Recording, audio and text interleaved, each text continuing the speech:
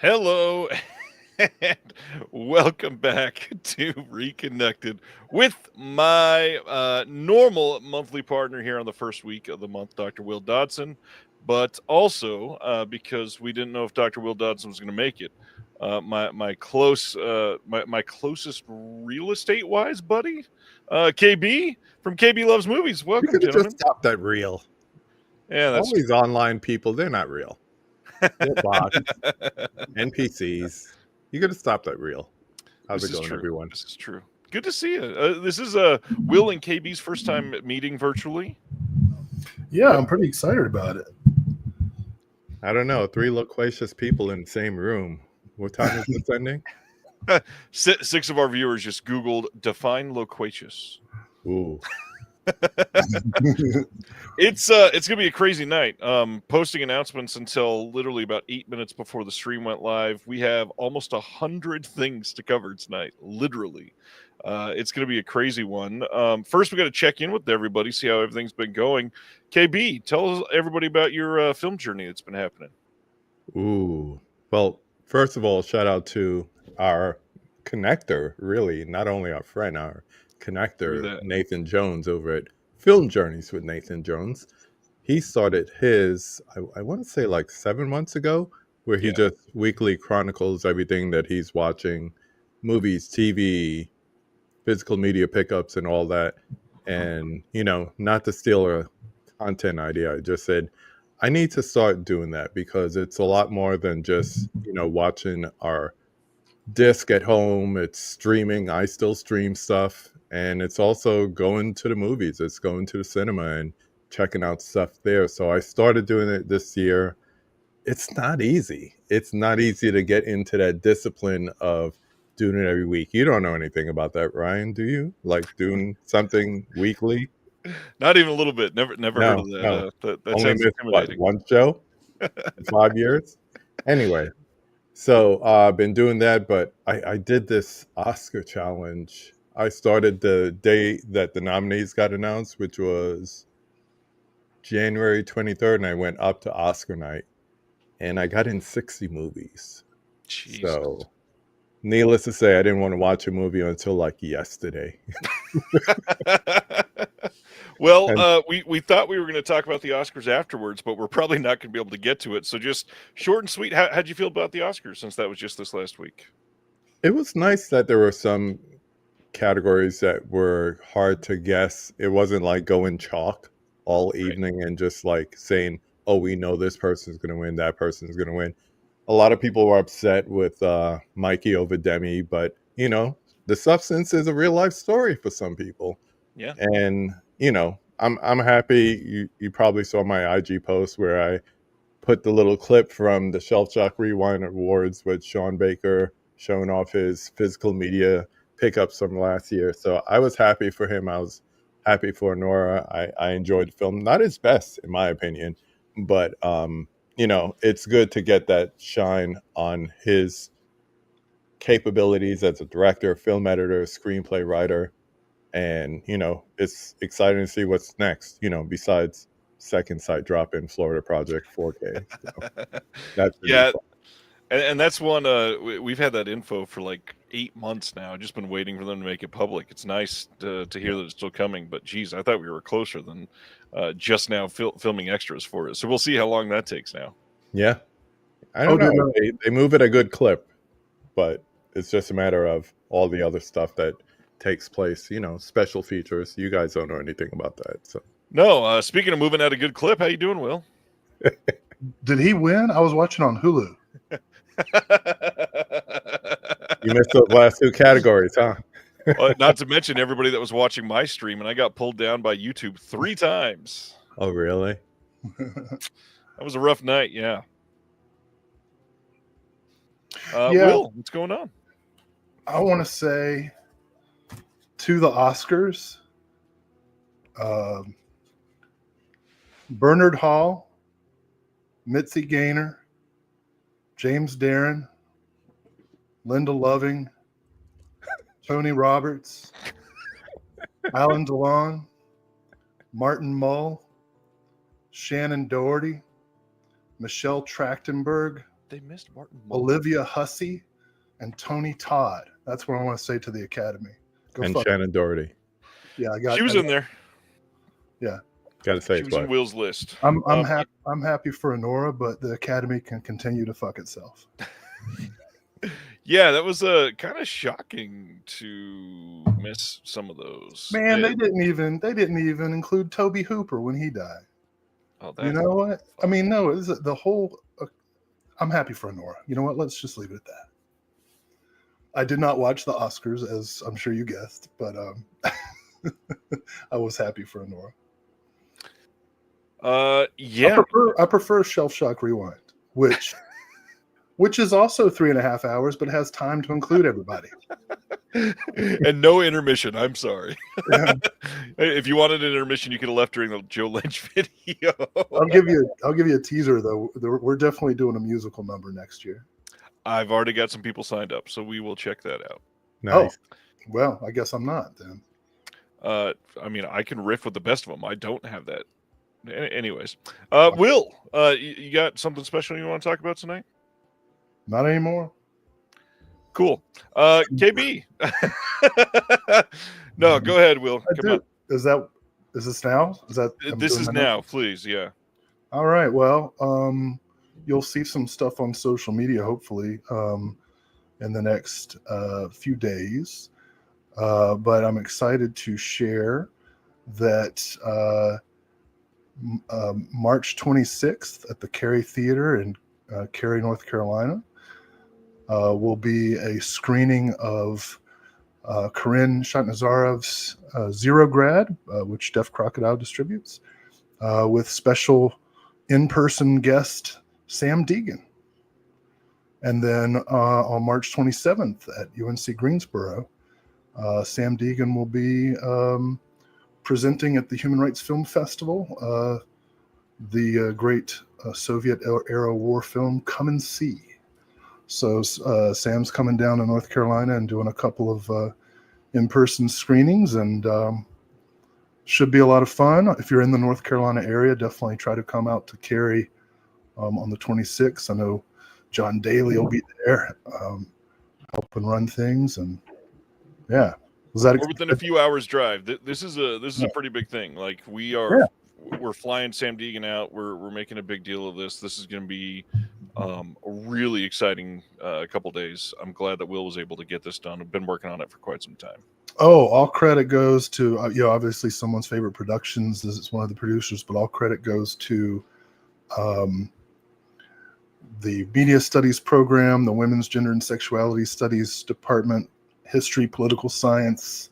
Who else? The Lloyd International Honors College, and the Humanities Colloquium. It's like a lot of people chipped in to make it happen. So very excited. Looking forward to. I don't think she's ever done a theater in North Carolina before, so this will be a big one. Yeah, this is exciting. Hope people check it out. And now let's get to some of our regular segments. KB, what have you been picking up lately in physical media?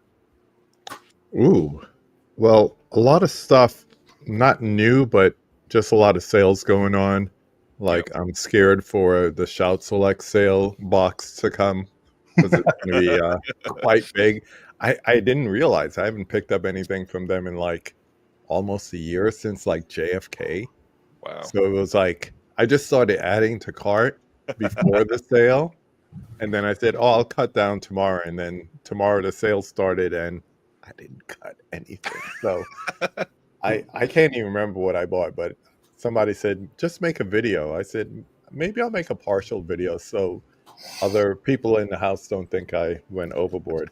But the latest thing I picked up was I went to Barnes & Noble today, and they have their Paramount sale, and picked this up for $14.50. So I thought that was pretty cool. I like this movie. I haven't seen it in a while, and I heard the transfer is pretty. So other than that, odds and ends, besides the Shout sale, just like things that I've come across, couple of Arrow stuff up there, but kind of slow this month. Something tells me April and May is going to be really heavy. So I'm kind of taking it light this month. Yeah, I'm understanding of that a lot. It's about to be that busy time. Like, I believe the last Thursday of this month is the start of the first big Kino sale of the year, and that's usually when all of these sort of get heralded in as, okay, here we go, time to ramp it up. I mean, even the Shout Select sale, I still have not picked up that Irwin Allen Disaster set, and I really need to. So I should probably go take a look at that soon. I know one of the announcements coming up is definitely going to be a day one purchase for me, and it's a big box set. So looking forward to that. Also, a shipment from Jesse that should be coming in soon with a couple of movies that I wanted for a while. So looking forward to those things showing up in the mail. Nice. What about you, the good doctor?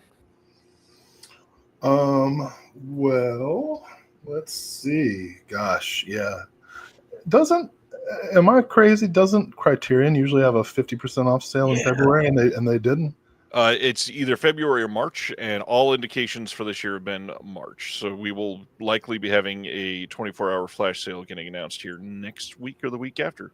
They did that 40% on 4Ks. And I made a post saying this better not be in lieu of the normal 50%. I don't care that you could pre-order until April. Give me like everything now, even though most of what I get is 4K stuff anyway. But I want that 50%. Otherwise, I'll wait till July. A Criterion sale I could wait on. Well, speaking of sales, my Shout Select box came today. Jeez, that was quick. You got yours really quick. I got a couple things, so they're still in the cellophane, but I picked up Paul Schrader's Affliction. Nice. Good I need one. that one too. Observe and Report. Get to upgrade my DVD finally. So much better than Paul Blart. Indeed. So much. He'll come up again in this conversation. I got Storytelling, the Todd Salons. And you know what? I think we need to bring Oliver Stone back.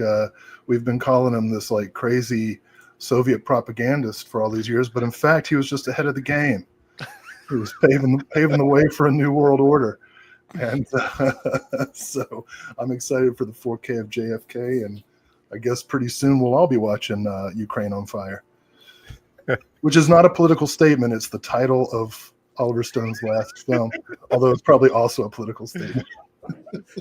I also ordered that one. That was my reference point when I was talking about it. It's like, I still don't have this. Okay. That was the first thing that got added to the cart, and others followed.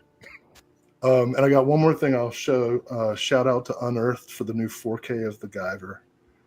You're not going to believe this. Stephen Biro is calling me right this minute. Oh, tell that motherfucker I said what's up. I was literally responding to him in a text to say I will have to call him afterwards, but that was amazing timing. Yeah. It's almost like timed. Was that it for you, Will? Yeah, I'm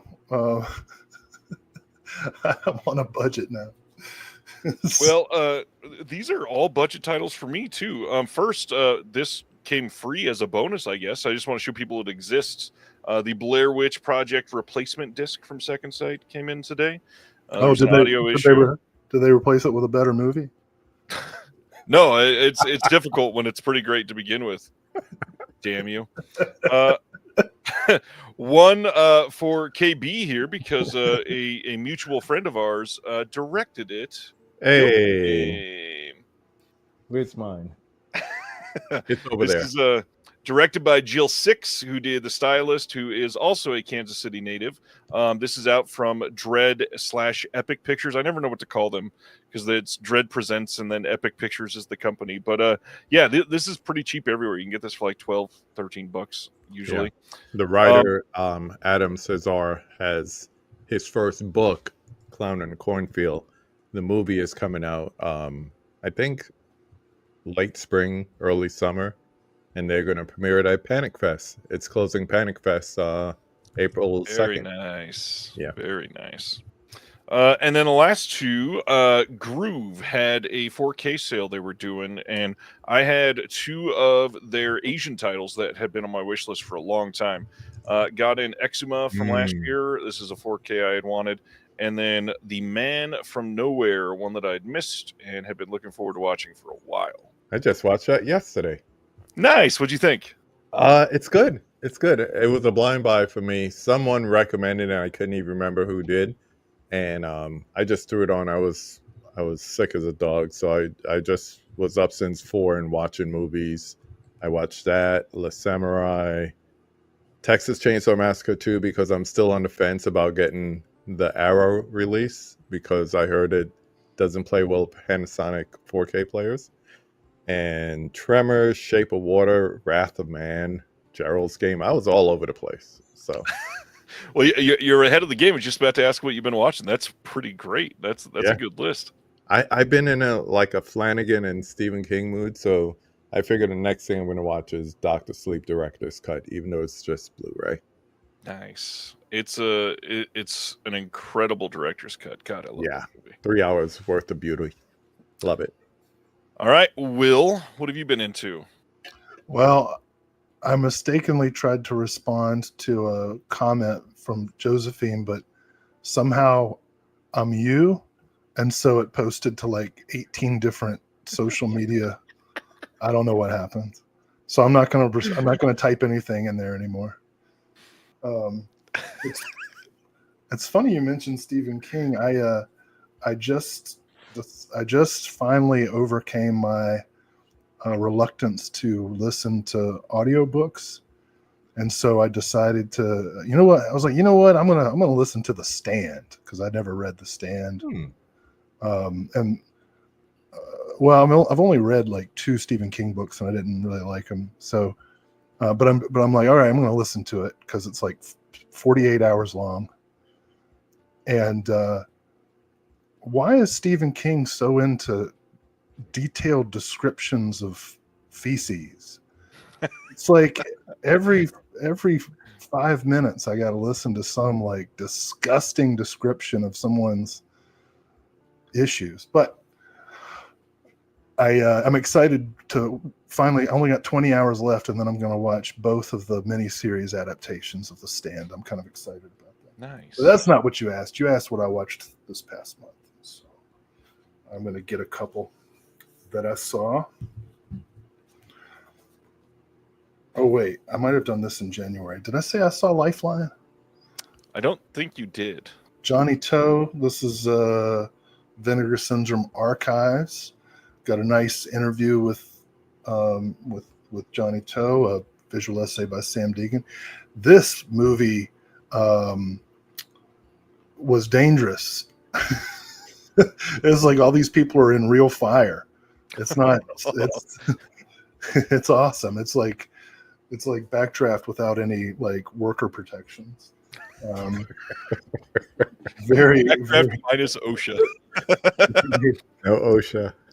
Very interesting. I saw 2 movies. I forget the director's name, but she's really good. This is from Yellow Veil. I saw Tower, A Bright Day, and Monument. That's Yellow Veil. Both, I think, considered in the folk horror kind of witch movie type thing, Polish films. Both very enigmatic and great. I can't say the same about Dr. Heckle and Mr. Hype, which seems to me should be good, but it's not. Oliver Reed plays this really ugly dude who drinks a formula that makes him Oliver Reed. And so then all the ladies want him, but he's got some like narcissism issues, so he murders them. Didn't Eddie Murphy remake that movie? I don't know. I'll have to look that up. But Dr. Heckle and Mr. Hype, not necessarily recommending. I saw, this is another Vinegar Syndrome, Buried Alive. That's a fun one. Very loosely adapted from Poe, starring. This is John Carradine's last movie. He died on the plane ride home, shooting in South Africa. Also stars Donald Pleasance and Robert Vaughn and Ginger Lynn. So great cast. House of Usher, another VSA from. It's all right. It was all right. Great sets. Also Oliver Reed and Donald Pleasance. All these movies were shot at the same time. Speaking of Paul Blart. Callback. I saw this movie called Paul Blart Nazi. AKA Becky, which I'm sure everybody in the chat has already seen, but I'm just now coming around to. I enjoyed Becky. Nice. And they never gave that sequel any kind of physical media love, did they? Just DVD only. DVD. Yeah. Yeah, I watched the sequel Wrath of Betty as well, where she Wrath of Betty. She fights Stifler and Stifler's mom, which was great. So I really enjoyed that. Talking Walls, A New World adjacent. Well, it's a Corman adjacent. Yeah, no, it's New World. So I listened to the podcast episode about it as well. This is about a guy doing his master's thesis about human relations. So he puts cameras on the walls of a motel and records people doing it. And it's like a comedy, I think. And then finally, speaking of great Corman movies, Cocaine Wars, starring John Dukes of Hazzard Schneider and one of the most magnificently moist mustaches I have ever seen. So Cocaine Wars, worth a look. Yeah, I saw a bunch of stuff this month. I saw some stuff on streaming as well. It's a busy month for you. Yeah.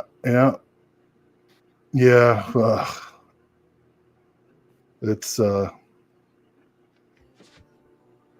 yeah. I have a question that one of you might be able to answer. Talking Corman, did The Intruder ever get any kind of physical media release besides like maybe DVD? Like, has it ever had a Blu-ray? I don't think it's in HD. I mean, I could easily look it up, but and have either of you? There is a no. Oh, Garage DVD House, only. right? Is that no? Who? That's not the Corman one. Never mind. Yeah, It's with Shatner, so that's all I remember. I'm seeing a listing for the German Blu-ray, but no idea. That's one of the movies I remember watching in film school. That, like, I think we were just going through like Corman as like a cinematic rabble rouser, and putting that out. The Stranger, I Hate Your Guts, Shame, other titles of it. 62. Just something about that movie, it stays with you. So if you want something interesting to watch Shatner before Star Trek, check out The Intruder, a good Corman movie. Really, for this week, the things that I can talk about, the only one I can really say is I watched Henry Gamble's Birthday Party from 2015. Either of you ever seen this one? Mm-mm. This is an obscure movie. Watching this for another show that I do, and we're doing a piece on Cole Dolman, who is the star of this one, directed by Stephen Cohn, and it is literally a day in the life of a 17-year-old preacher's kid named Henry, who is struggling with questions of sexuality and has a bunch of friends over for his birthday party. And there are, I don't know, about 14, 15 different kids that show up. And the awkward mix of like 2/3 of them are from youth group, and the other third is from friends at school that are these no good atheist types. And how they mix these stories together is always makes for some fun tension. But really, this movie is kind of incredible. It captures like the early 2000s youth group culture in ways that I've never seen any other movie get, which I know Will is scoffing, but this is a pretty big period for a lot of people. Like, this is where roll the tapes. This is where like the not of this world and like Jesus bracelets started to get super popular, and people were making brands out of just these random ass church messages that they could put on a sleeve, essentially. And to see the storylines that are always just under the surface for things like a pastor who is dealing with his wife's infidelity, or a member of the church that had tried to take a whole bunch of pills and now has like this black label on him and not being treated the same as everybody else. It is a really incredible movie. And what's funny, it's never talked about anymore. And the only thing I've seen people complain about it is it's called, it's a movie about this main character named Henry, but everyone else around him gets way more screen time and more love through their stories. And I think it's a really great way to hinge the film. I mean, its biggest star is Joe Keery from Stranger Things is in it. But other than that, it's I guess Pat Healy's in it too, who's pretty big. But it's a hell of a watch. It's a really tense, like 90 minutes, 92 minutes, something like that. It's pretty incredible. You can watch it now on Tubi. Deserves a lot more attention because it has no physical media love, and this director is magnificent at what they do. Sounds interesting. That's all I've got for those. Had a couple modern pieces of news that we should cover before we get into announcements. One is I had somebody, I believe it was Hilton earlier in the chat, say, any thoughts on disc rot? There was an article that was a little older that was making its rounds earlier this week about the Warner Brothers patch of like 2006 to 2008 titles, where discs were just plain going bad. Like a lot of the discs that were made then by Warner Brothers, you literally can't play anymore. Lionsgate had a handful of those as well. Famously, I believe it's House of a Thousand Corpses, the first blue, died like very quickly. It was never a great release. It is something that people have, we'll say, overblown as a worry, and some people said it does not exist. The reality is it's very much firmly in the middle of those two things. It is a real thing, and you have to worry about it a little more if you don't take care of your stuff. But really, taking care of your stuff just means shelving it in somewhere that doesn't have 65% humidity in the room, and you're not blasting the sun on it. And other than those things, there's not much else you can do to stop it. If the pressing facility did something wrong with it, there's a chance that it could go bad, but you can't really stop that. Either of you ever had a disc go bad on you? The only one I could think of is, I don't know if it's Warner Brothers or Warner Archive, Kings Row, and it was actually sealed up, and I cracked the plastic to throw it in, and I'm like, this is not loading. What's wrong? I try a different player, and then finally something said, hey, look at the disc, because I've had numerous CDs just rot to hell over the years, and turn it over and just seeing that splotch, that missing splotch of data, and it's like, wow, just had to just chuck it immediately. But yeah, I mean, out of the thousands between the DVD days and today, that was the only one. It's a damn good ratio. Yeah, I'm living with it. I'm more worried about my own personal rot. That brain rot. Yeah, like the fact that I'll likely be long dead before getting through the entire collection. We all have that fear. Yeah, there was some Criterions that started bronzing, but yeah, the Lionsgate ones that Sibner is talking about here, those were just showing up with that cloudy, like off coloring that you could see on these back of these discs, and usually it like starts in one spot and starts to disperse out from there. But honestly, it's not something that you need to share the article and go crack open 95 cases. The odds are a lot of them are still going to work for you. But if you've got 5,000 discs in your collection, yeah, a handful might be bad. truly. Yeah. And I think in this age of your eBays and your whatnots and people trying to go back and look at titles that never made it to HD level, and they're going back and, buying secondhand DVDs, it's more likely to be a tendency for them than your Blu-ray collection or even something you buy today. If you just try to get through the newer stuff, you should be okay, and just roll the dice on the older stuff, really. That's true. KB, last year, did you get to see Megalopolis? Yes. I went to the IMAX premiere, so that was an interesting night. So I get there, and they're streaming from New York this Q&A that was supposed to have Coppola, De Niro, and Spike Lee. Talk about three loquacious gentlemen. Yeah. And it was right before the election, so of course De Niro got political toward the end. But the one thing that I took away from this, and someone was just talking about this last week online, was Coppola talking openly about how he had to fund the movie, and he sold one of his 5 wineries. Yep. And the 200 million or whatever it is that he sold it for is what went into that movie. And this was before we started watching the movie. And then there's a scene in the movie where they're doing an interview, and they actually had someone physically go up on the stage and pretend like he was interviewing Adam Driver. I'm like, what the hell are we watching right now? And that was before, during, and after that interview scene. So my review of Megalopolis is, whatever you think about it, you're right. If you think it is hot garbage, you're right. If you think it's a misunderstood masterpiece, you're also right.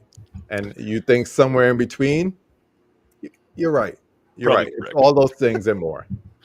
So, interesting bit of news today. Mr. Bill Hunt over at the Digital Bits has confirmed with Francis Ford Coppola and Lionsgate that there are no plans to release Megalopolis on physical media in the US. There is a God. To me, that is wild when you are Francis Ford Coppola to not have a disc pressed at all. That being said, mostly wanted to bring this up to let people know that it exists on 4K overseas. You can get that from Europe right now. You can get it on Amazon from overseas. I think Orbit has gotten a couple in. Diabolic would probably be able to get some in if somebody asked. There's a Blu-ray, there's a 4K. The Blu-rays are region locked, 4Ks are region free. That's, yeah. So, I mean, you can get a DVD of Jack. Why are they doing that? I don't know. They probably don't want to lose more money, but I feel like more people would buy it on physical media than saw it in theaters almost. It possibly could become like one of those cult favorites in years to come, and then everyone will be scrambling to see it because that's when it will become worth seeing.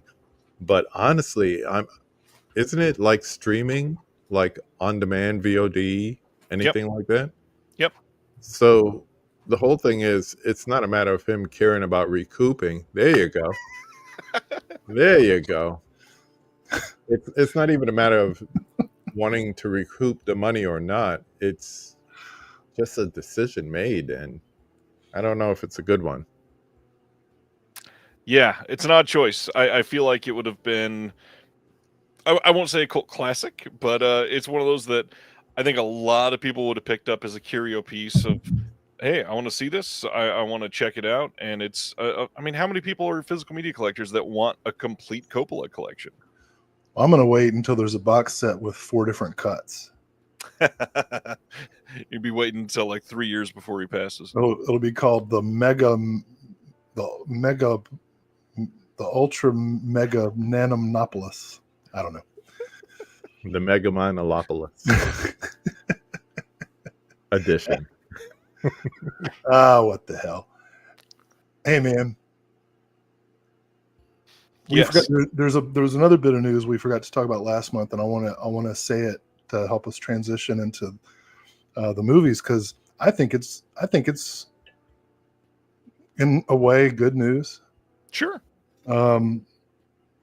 As of January 19th, after serving 50 years behind bars for a crime that he very likely didn't commit, or if he did, whatever, Leonard Peltier was released. So now we can finally say, freedom, yeah, right. Rage Against that Machine. Leonard Peltier, free man. Well, he's in house arrest, and he's 80. Where's he going? Otherwise, in a hurry? A free man. Yeah, otherwise, he's a free man. Where's he going in a hurry? There you go, on a double disc with Papadopoulos and Megalopolis. Dallas is correct. That would be. There you go. Papa Megatopoulos. Oh my gosh. Yeah, that's the thing, man.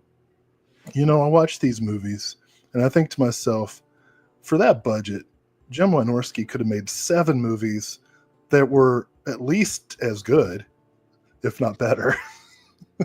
Only 7? Well, I don't know.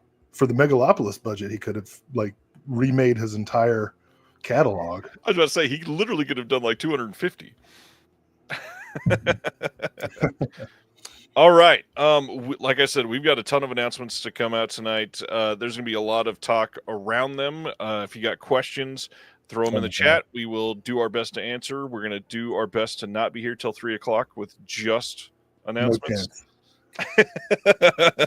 KB, I want to say how nice it is to meet you. This is going to be a marathon. I know we can do it together.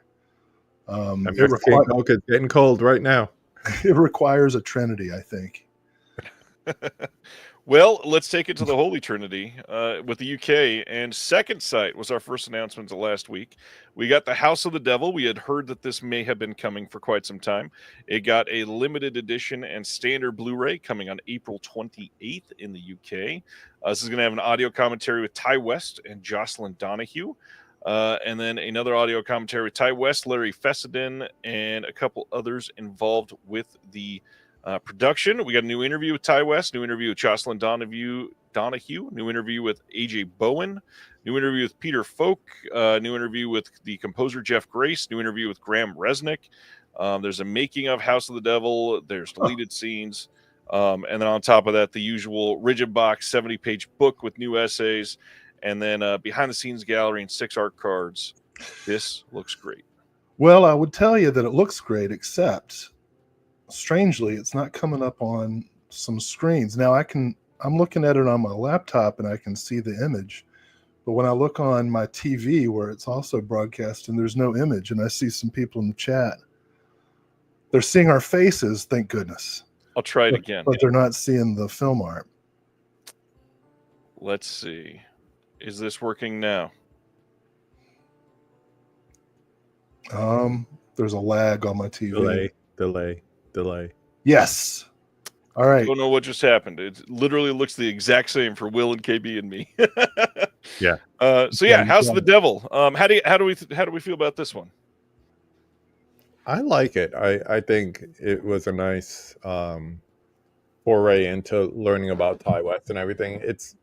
I'm away from the chunky boxes. I kind of did away with them for the most part last year, especially with the Second Sight releases. So the content is going to be where I focus on for this, but I definitely want to pick it up. Have you seen this one, Will? You'll need both hands to pick it up, but it might be worth it. Yeah, I've said before, and I'm not trying to start a fight with anybody, but I'm not a Ty West aficionado. I think his movies look terrific and have a lot of interesting things in them, but for some reason they just don't work. I love Larry Fessenden. I think Ty West is actually there was one Ty West movie I liked. It was like a super low budget handheld movie about some guys who go for a hike and a sniper just starts shooting at them randomly. What was that called? I liked that one.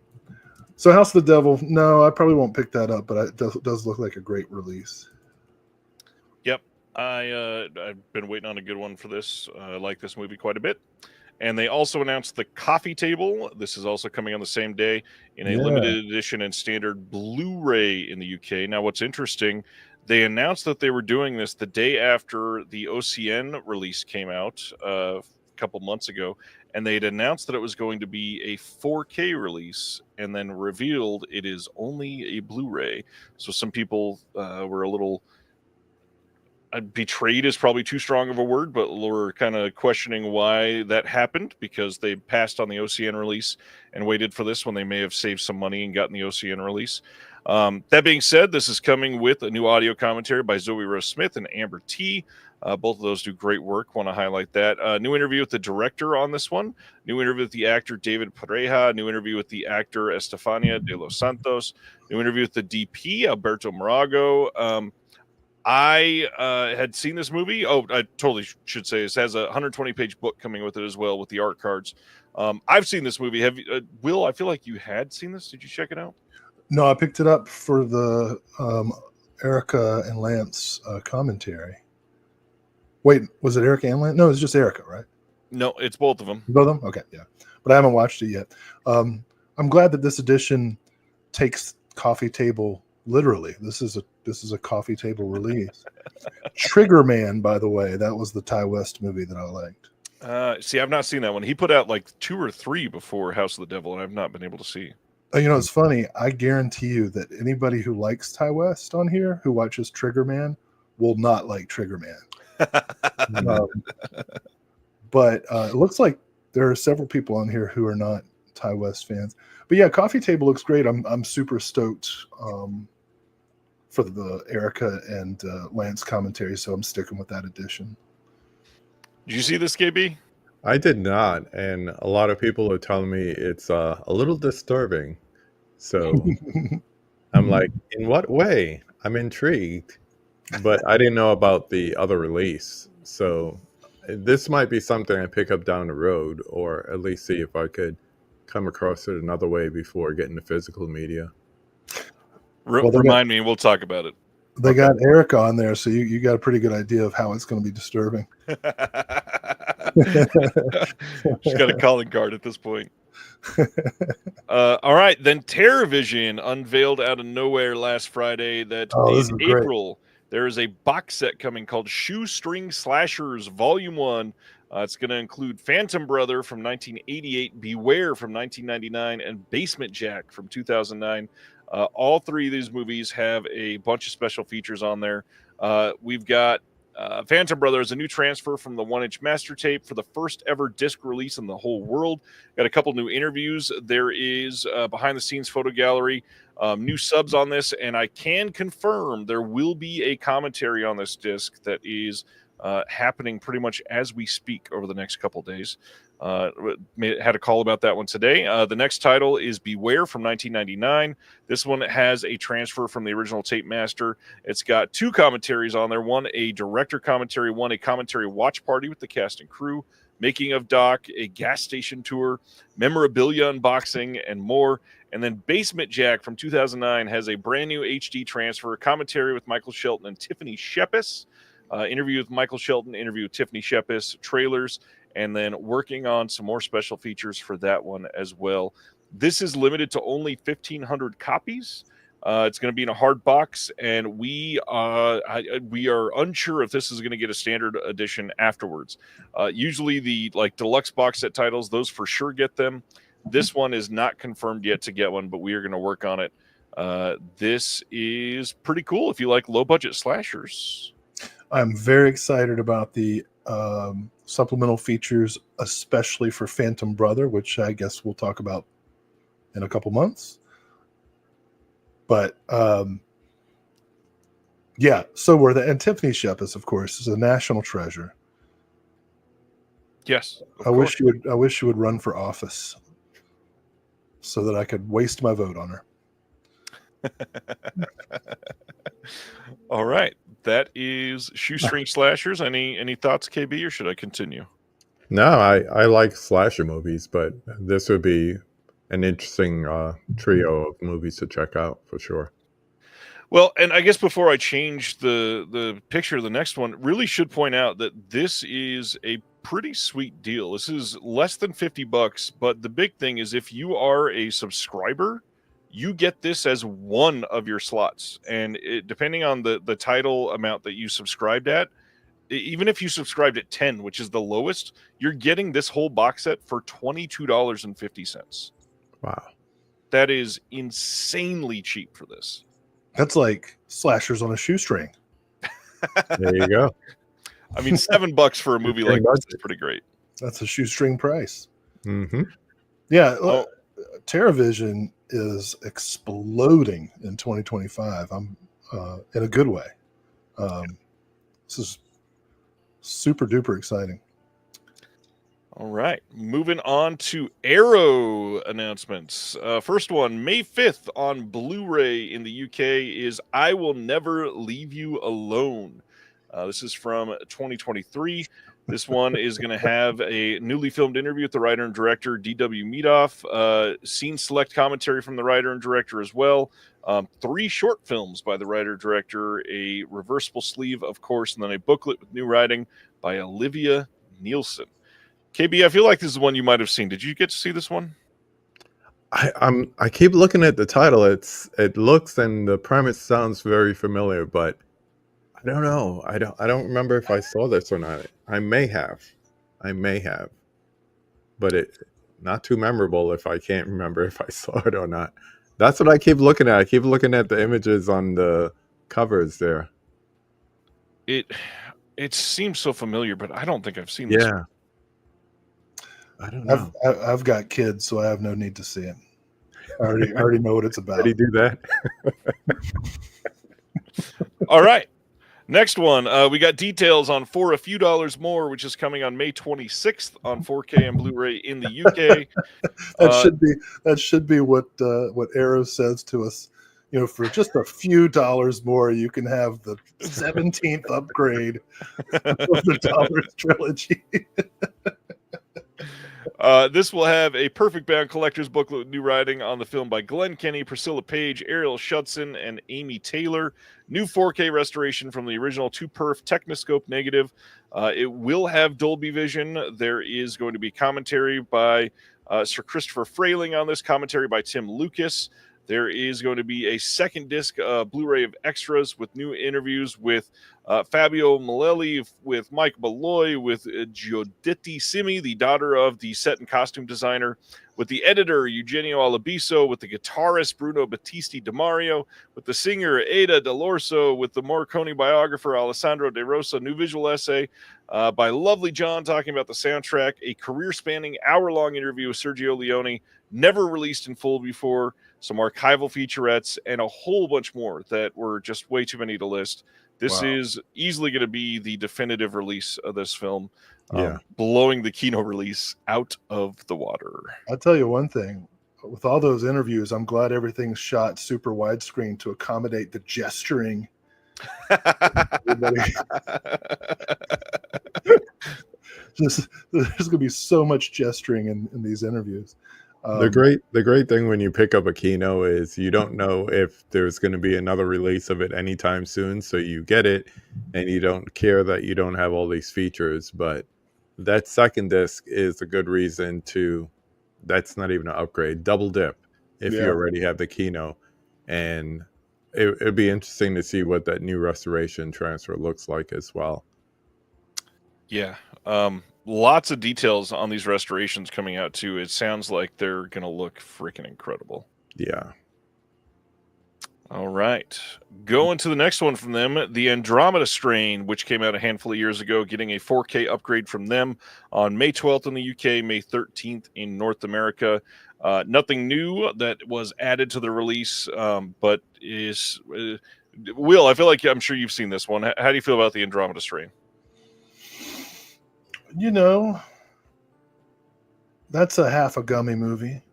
You know what I mean? It's very slowly, but it's, you know, it's Robert Wise. You know, it's the technical quality is superb. I don't think I would rank it among like the top tier classic sci-fi movies, but it's. I'm looking at this and I don't think I care to upgrade, but if I didn't own it at all, I would go straight for this. Yeah, I agree with that. I'm in the same boat.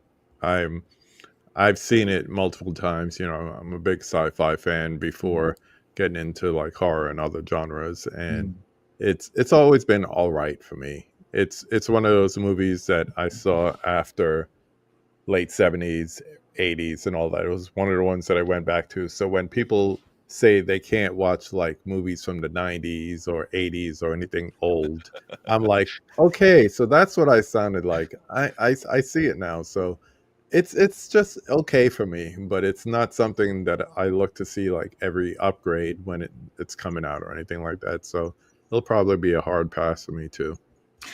Given speaking of hard passes, given Stephen King's obsession with fecal matter, I'm surprised that this wasn't one of his novels. I think he only writes that way. His adaptations don't really come across the same. The Andromeda Strain is a hard pass for sure. Yeah, exactly. I love that. Number 2 work for. Cloud Mage points out, I'd argue all Crichton movies are at least a full gummy.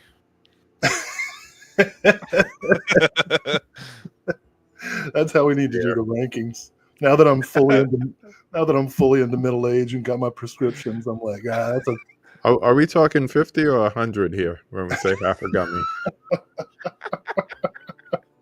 Because they're not talking gummy lifesavers, right? Oh man. Well, a lifesaver of a sort. In a way, yeah. I know we had all the usual stuff, but I also want to point out it's been 53 minutes and this is the 6th announcement. So I don't know what you were thinking was going to I'm happen. going to need that Mexican Coke. I know it's going to be a good night. That's all I know. All right, so going to number 7, more Arrow. Jason Goes to Hell, getting a 4K release on May 19th in the UK and May 20th in North America. Yet another Friday the 13th upgrade. This is going to have the theatrical cut and the unrated cut in 4K. It's going to have a reversible sleeve, double-sided artwork by Gary Pullen, who is great. We've got an illustrated collector's book with new writing on the film by J.A. Kurzweil. We've got an intro to the film by Adam Marcus, new interview with the special makeups effect creator Robert Kurtzman, new interview with Julie Michaels, new interview with Harry Manfredini, some archival stuff on that first disc, and then disc 2 has a new commentary with Michael Felsher and Steve Barton on the unrated cut, and 2 archival commentaries. Lots of stuff coming on here, though. They're trying to make it a definitive release. I'm glad they figured out something to do with the New Line movies, because, Paramount is just going to push their own. I don't think, like, anyone who has the Blu-ray set from Scream Factory, hold on to it. I don't think you're ever going to get the 4K version. They stole from Peter to pay Paul to make that box set, so I don't see it ever getting an upgrade. But this Fredhead here wishes he was more of a Jason fan. The most I could say for this is at least they have, doing the cover art similar. But it'll stay on the shelf for me when I go to Barnes and Nobles. Nah. Will, you just did a watch through on all of them. Are you upgrading these to 4K? I don't think I'm going to upgrade any of the Fridays. I like them scuzzy in the early days, and I don't really care for Jason Goes to Hell. Well, if Jason Goes to Hell isn't enough, let's jump all the way to space. I do like Jason X though. With Jason X from 2001, also coming on 4K on May 19th in the UK, May 20th in North America. This is going to have a 4K presentation with Dolby Vision. You got a new commentary by Michael Felsher and Steve Barton on this one as well. Some archival commentaries, and then a new interview with the composer, Harry Manfredini. Making of Jason X, an archival doc. There's a whole bunch of archival interviews. There is a lot being thrown onto this disc. And then, of course, that double-sided poster, which, if you like the art, you like the art. If not, I understand how this could look very cartoonish. Yeah. That interview with Manfredetti might be the only reason to get this, because he's cool. I like that man. But these movies, yeah, guilty pleasures, right? That's about it. But I'm actually a fan of Todd Farmer as a screenwriter. He did My Bloody Valentine 3D, Drive Angry, which I think is an enduring classic that will come to represent American cinema 100 years from now. Drive Angry is pretty good. Yeah. Much respect for Todd Farmer, who wrote himself into a nude scene for My Bloody Valentine 3D, so we could see as much Farmer as possible. And he wrote Jason X, and I thought Jason X was a lot more fun than it should have been. It is certainly fun. Yeah. Bad good versus bad bad. Yeah. That being said, I'm probably not going to upgrade, but I'm probably going to get this. Go ahead, Ryan. May 27th in the UK, May 28th in North America, Steppenwolf from 2024, getting a Blu-ray release from Arrow, and this one sounds interesting enough to read. Tamara, a young lady consumed by trauma, searches for her missing son Timka in a small town dominated by riots and violence. In a desperate attempt to get him back, she teams up with an amoral former police investigator whose methods prove to be frequently cruel and sadistic. Quietly determined, Tamara decides to complete the mission with the nihilistic detective, no matter the cost, as the pair embark on a bloody and bullet-riddled road trip in their combined search for salvation. And this won a bunch of awards, including doing very well at the Fantasia Film Festival. It's the latest from the director Adikan Yerzanov and Oscar-nominated producer Alexander Rodney Ansky. This is going to have a new commentary on Steppenwolf with David Flint that was recorded exclusively for this. There is a new visual essay by Lee Broughton exploring the use of American and Italian Western genre tropes in Steppenwolf and other films from around the world. 15-minute behind the scenes, there's a booklet with new interviews with the cast and crew, and it comes in this pretty snazzy little slipcover. Why is this one piquing your interest there, Will? Well, there's a premium set that comes with a magic carpet you can ride. Just kidding. Well done with the pronunciations, by the way. Thank you. I'm not sure they were entirely accurate, but they sounded confident. Yeah.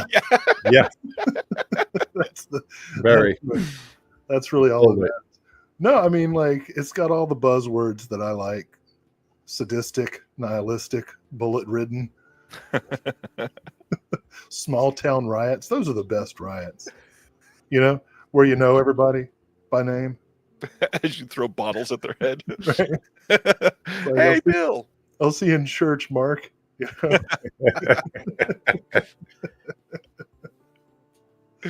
Oh man. Yeah, this looks like interesting. Same. I think so too. You know, I'll throw out we laugh about Arrow's upgrades to some of their stuff, like the Friday the 13th things, but honestly, some of the best stuff that they put out are these little indie films that don't get love from anything else. This is where The Stylist came out. It was just an unknown movie for a lot of people when that first got announced.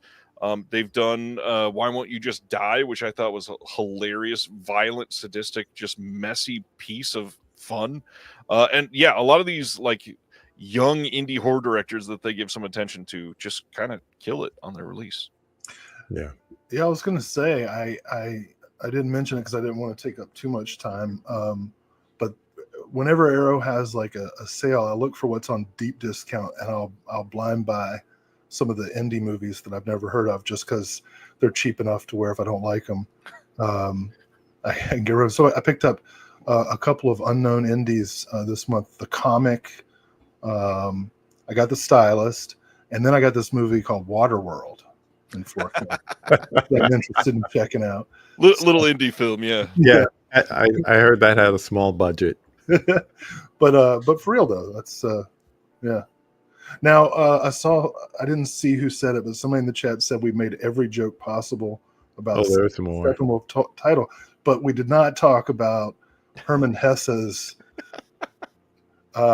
exploration of existential philosophy, Steppenwolf. So how did we forget that one? You're sticking to the music jokes. Who even is Steppenwolf? Dustin wants to know, do we think there's any chance Arrow might follow suit and release the rest of the Fridays in reverse order in 4K? I know the rest are Paramount. I mean, I know that Arrow likes money. More specifically, the Hut Group likes money. So if they can dig into those pockets, they might be able to. But I don't think they have them at the moment. I would say that much. Paramount could just keep releasing different collections. Maybe the next one will be 1, 3, and 5. You know, or they might say, since we know you got the Steelbook for 1, here's 2 through 8 for the others. There's no reason they're making money with that collection, so there's no reason for them to franchise it out to anybody. Not even Kino. They have a contract with Paramount, so. Well, a lot of people do at this point. Paramount used to not license out anything, and now they're going out to everybody. Mm-hmm. I just want them to do part 8 and retitle it on the front of the Steelbook, just say Jason on a boat, and then call it a day. I'm on a boat. Nowadays, peril will mount anybody. You know. All right.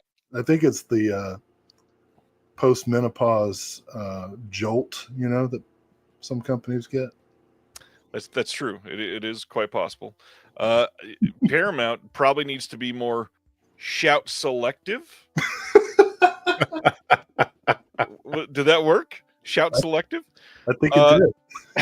The Shout Select sale is now live, like we were talking about earlier. You can still shop this sale until March 10th. And I know that a lot of people, including myself, have done a lot to, what's the most polite way to say this? Shit all over these Scream Factory sales that they have. This is one of the sales that is actually pretty decent throughout the year. The Shout Select sale is very specific to that line that they have. And because of that, they're like, hey, let's give you, on some titles, really great. Like, this has been in our warehouse for 6 years, so you can get it for 60% off. There's some titles that are just barely over $10. It is great. And if you are looking at something that's been in their warehouse for years, now is the time to get it, because Amazon doesn't even match a lot of these prices. I will say this. If you are going to do that, put up a window side by side with Amazon, because you'll start going crazy saying, oh, wow, look at this. Bill and Ted Trilogy is $60 instead of $100. And then you'll pick something just because it's like $15.99 or $16.99, and come to find out it's cheaper on Amazon. So do a little price comparison as you go title to title. That's a good point. We do criticize this particular company a lot for their tastelessness, and I do want to commend them for not titling this JF 4K. as another company might have done. They kept it classy. That's probably one of the best sales in there, is getting that JFK set. Yeah, I think it's like $36 versus like almost 60 when they first dropped. So almost 50%. The other thing I'll say, for those that don't know, there is an active code right now. If you do shout in all capitals with 10 after, with no space, you should get 10% off of your order on top of the sale prices. Now he tells us. KP, it was in the Discord, and you're in the Discord now. Damn it. I couldn't look at that thing. It took me a week and a half to finally get in. Yeah, I'm just glad we got that worked out. Yeah, good point from Corinne. I'd rather give money to Shout, though, than Bezos. Facts. Sibner, they don't allow discount stacking, but this is not, you're only putting in one code. The prices of the sale price. The sale is not a discount code. Next up, Wellgo USA putting out Harbin on 4K and Blu-ray on April 1st. This is from 2024. It says, in 1909, several years after Korea is forced into becoming a Japanese colony, freedom fighters plot the daring assassination of Japan's prime minister during their quest for independence. And I have a feeling this movie is probably incredible. I really need to see this. They have been killing it over the last couple of years with their output. This sounds great. Yeah, I will say you mentioned this before. Yeah. And this is a Well-Go title. And I've heard just from, people who saw it indie that Harbin looks great. So I could imagine that the 4K transfer is going to look great as well. So if you're into someone who's a videophile and wants things that looks pretty on a big screen, you probably want to check this out too. And, South Korean cinema is kind of like my thing too. So I think it'll be a good one to pick up. All right. Yeah, this looks good. Next up, Deaf Crocodile. First one, Freckled Max and the Spooks. This is a Blu-ray title that will be shipping at the end of March. You can pre-order this now. In this, there is going to be a 5-minute making of the Freckled Max and the Spooks. There is a 42-minute piece with, let's see, it's the film director on this one, and it's Jacobisco. Yeah. And then 3 new video interviews with the DP, the AD, and the director of the National Cinematographic Center of the Slovak Film Institute. And then all of the above are in Slovak with English subs. And then why don't you tell everybody about the visual essay there, Dr. Will? Well, who's the commentary by? That is listed. Did that get added? I told him to add it. I don't see it in here. There is a commentary by Sam Deegan on this disc as well. Sam Deegan, yeah. I'm not seeing a lot of excitement about the screenings in the chat. Hopefully, we'll get some people to come out who are around. Yeah, so we did a visual essay that's about the source novel. Well, it starts out to be about the source novel, and then it's like a Reader's Digest one-man show of the novel. Yes. Yeah, I do voices.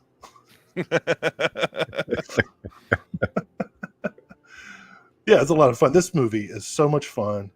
The fact that we did something for it has nothing to do with my recommendation. It is a ton of fun and worth watching. What's the most interesting part about this is they made a mini series and then took a few episodes of the mini series and crafted that into a narrative feature, and it's so much fun. Think of this as like a comedic take on all of the Universal monsters wrapped in an adventure tale, and it's just really great. And there's this little piece on the art here. There's this scene that happens with this thing flying that is genuinely amazing. And if you listen to the Deaf Crocodile podcast that came out last week, we talk about it because they go into detail in some of the special features that they did it all practically, and it's incredible. Yeah, it's great fun. Think of it like Fanny and Alexander or Scenes from a Marriage, but Universal monsters. Dustin says, I noticed the words on the spine were the wrong way, but I'll get over it. They actually fixed that before it went to production. Oh, it has been fixed. They are the right way. The important things. The next one, there is a second title from Deaf Crocodile. I Married a Strange Person, the next Bill Plimpton title. They did The Tune last year, and now I Married a Strange Person. This is also going to be a Blu-ray coming out in March from Deaf Crocodile. This will have Guide Dog from 2006. And by the way, that one is newly scanned and restored for this release. There is a short called The Loneliest Stoplight from 2015. New video interview with Bill Plimpton on this one as well. There's a new commentary by Adam Rakoff and James Hancock, and longtime Plimpton collaborator John Holderried of Plimpton Studio. But the big thing here, I love the names associated with this. There's an introduction by Patton Oswalt. Chris Miller of Lord and Miller, who did the Lego movie, also does some writing on this. New essay by Walt Shaw, of course, and then David Levy is writing on this as well. Patton Oswalt was a part of the Loneliest Stoplight short, which is why he's involved. Incredible. Bill Plimpton's amazing. I can't wait to hold this.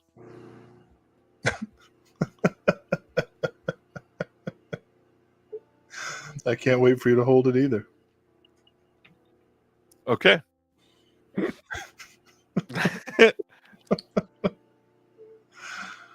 Is that weird to say? It was just a sentence that was unusual. It's fine. I mean, that's literally what you're going to do. Cool.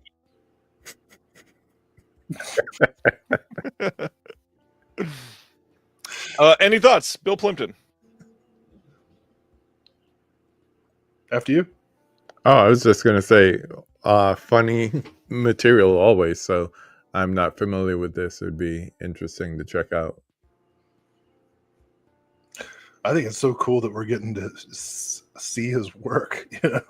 I haven't seen this either, so I'm absolutely ecstatic about it. You had me at demented. And that it is. All right. Kino announced that coming soon, they're putting out Wayne's World 2 on 4K. This will have a new HDR Dolby Vision Master. No news on a release date, but this is a pretty huge title for Kino to get. It's not worthy. I disagree. It's funny. They had the dual pack on Blu-ray with the first and this one.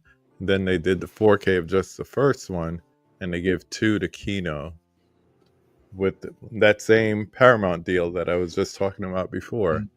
So It's interesting. Are they talking about features? I mean, they'll probably get a commentary. Yeah. Who knows? And archive stuff, maybe. Yeah. Yeah.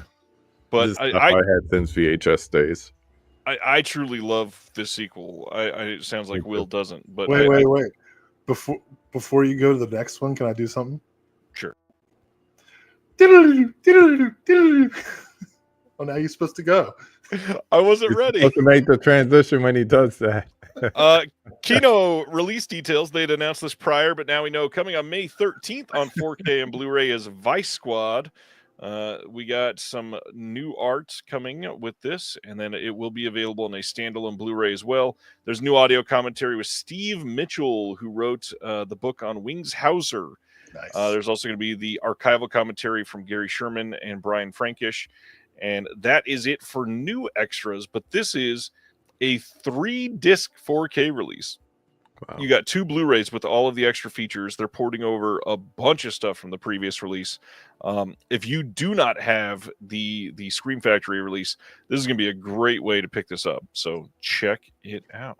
Yeah, I do not. So that's definitely one of those Kino sales pickups for sure. Because I remember this from like the mid-'80s watching it on VHS. So yeah, and what happened to that guy anyway?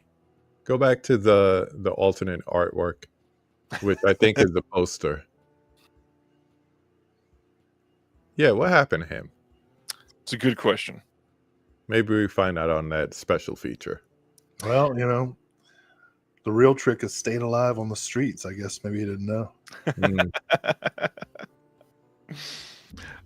One thing I want to point out, KB's talking about picking this up on a Kino sale. On a Kino sale, this will likely be $19 on a 4K, in like 9 months, something like that. The Blu-ray from Shout frequently went on sale for about $22. So that just goes to show how much those sales are less enticing. Well, it didn't take long, did it?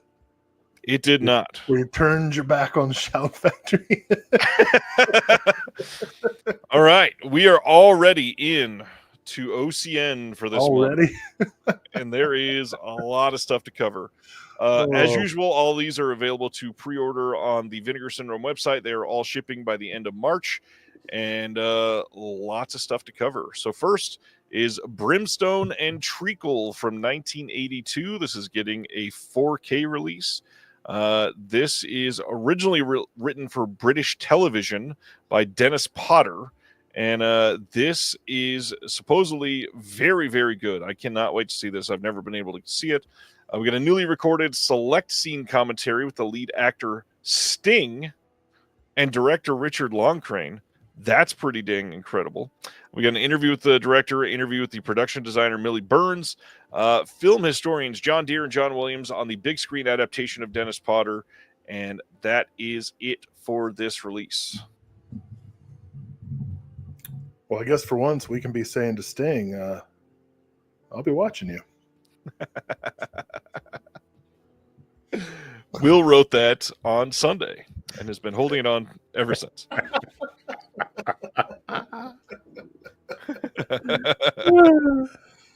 prep all month. For titles announced 5 days ago. That's pretty amazing. Yeah, this looks great. Love the slip on this. This looks very nice. All right. Next up, what a way to follow that up. Blu-ray release, double feature of Devil Fetus and Her Vengeance. These are 2 Cat 3 titles. I don't know which slipcover to leave it on. Cat 3 titles. We got newly color graded and restored by VS from Studio Supplied Masters. Commentary on Her Vengeance with Bruce Holacek, art editor, and Ryan Smith. Commentary on Devil Fetus with Travis Woods. There is an interview with one of the actors on Devil Fetus, a visual essay written and narrated by John Charles. There's a visual essay by Sam Deegan on Category 3 rape revenge films. There is an alternate Crime Doesn't Pay ending for Her Vengeance and a 20-page booklet with an essay by John Charles. These are both getting 88 Films releases, but now you can get both of these in one double feature announcement from Vinegar Syndrome. Just based on the titles, I assumed it was a biopic of my married life.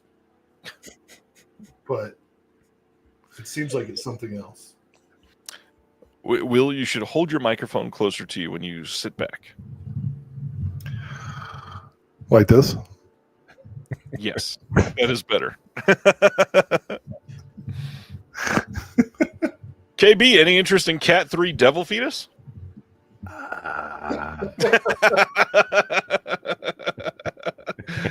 That was a weird sentence, and I liked it. Yeah. I'm still good at getting over Killer Condom. You got to give me a minute. Oh, I love Killer Condom. I'm going to show that in class in a couple weeks. All right. Next, Forgotten Jolly Volume number 8 is here. This is a look at the box art. This is going to include Rings of Fear, Reflections in Black, and AAA masseuse Good Looking offers her services. This is a hell of a box set. These are a couple titles that they've been working to get for quite some time. Eugenio Orcolani did a lot of work on these, and it is loaded with special features. Heads up, everybody noticed on Forgotten Jolly Volume 7, these are getting less printed and therefore selling out faster than the last few. So if this is something that you are into Jolly films, you might want to get it earlier than later. These are movies that have not been confirmed to be getting a standard release. I think there's a couple of the Forgotten Jolly sets that don't have one at the moment. So take a look if you're into it. You see this behind me that I'm pointing to? I do. So that's Forgotten Jolly 1 through 7. And it goes to the edge. I don't know what I'm going to do with Volume 8. Start a new row. It may truly become forgotten. I just like to see the renaissance in this genre and subgenre altogether, because it gives people a chance to go back. You're getting it from different countries now, so it's just interesting because it's almost like people are discovering it for the first time. And it's true. We're up to 8. My God. Will, you weren't here for when it was announced. Did you take a look at that Eureka Creamy set? Creamy. Yeah, it did sound like you said creamy. I did. It didn't sound like it. I absolutely said it. I was talking about the After Effects. Sorry. Well, but before we go, like half of these Forgotten Jolly are Spanish. So shouldn't they be like Forgotten Amarillo? Amarillo. Yeah, you're not naming a city in the Southwest. Sorry. Amarillo. I'd like to have a fajita.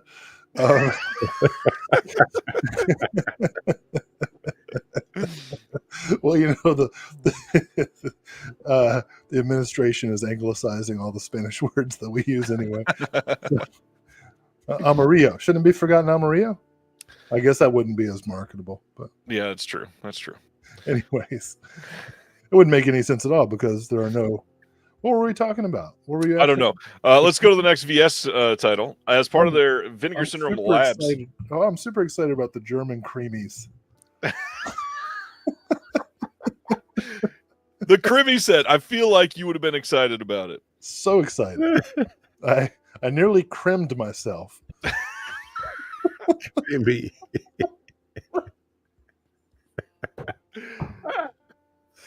Oh, man.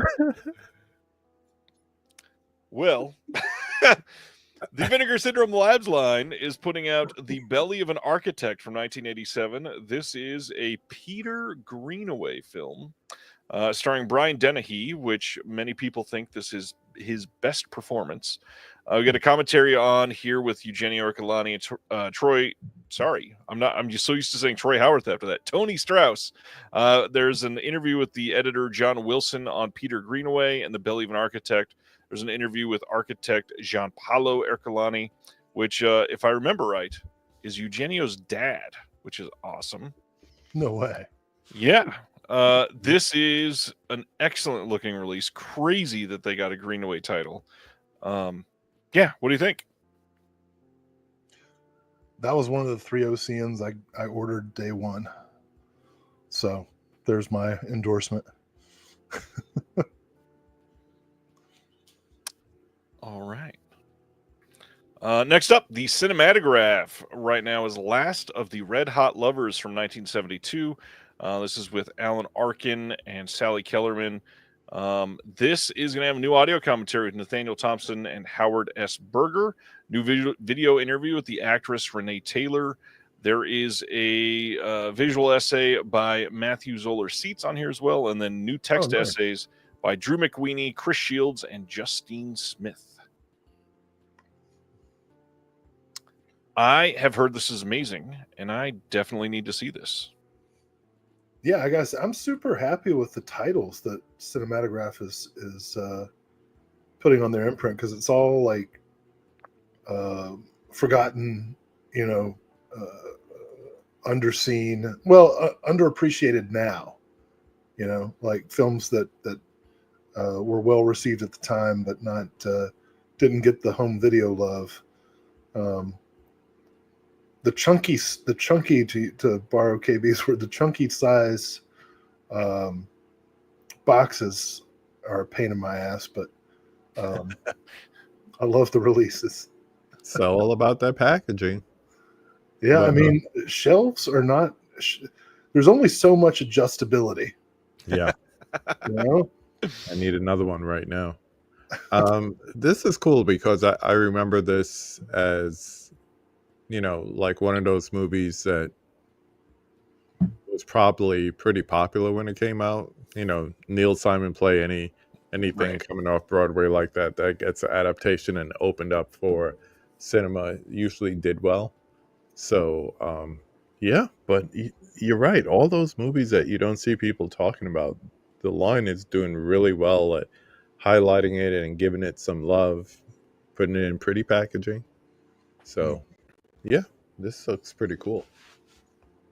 Sure does. All right, going to our next one. 38 Special, getting a Blu-ray from the DeGausser video line. This is from 1992, and looks like a fun release.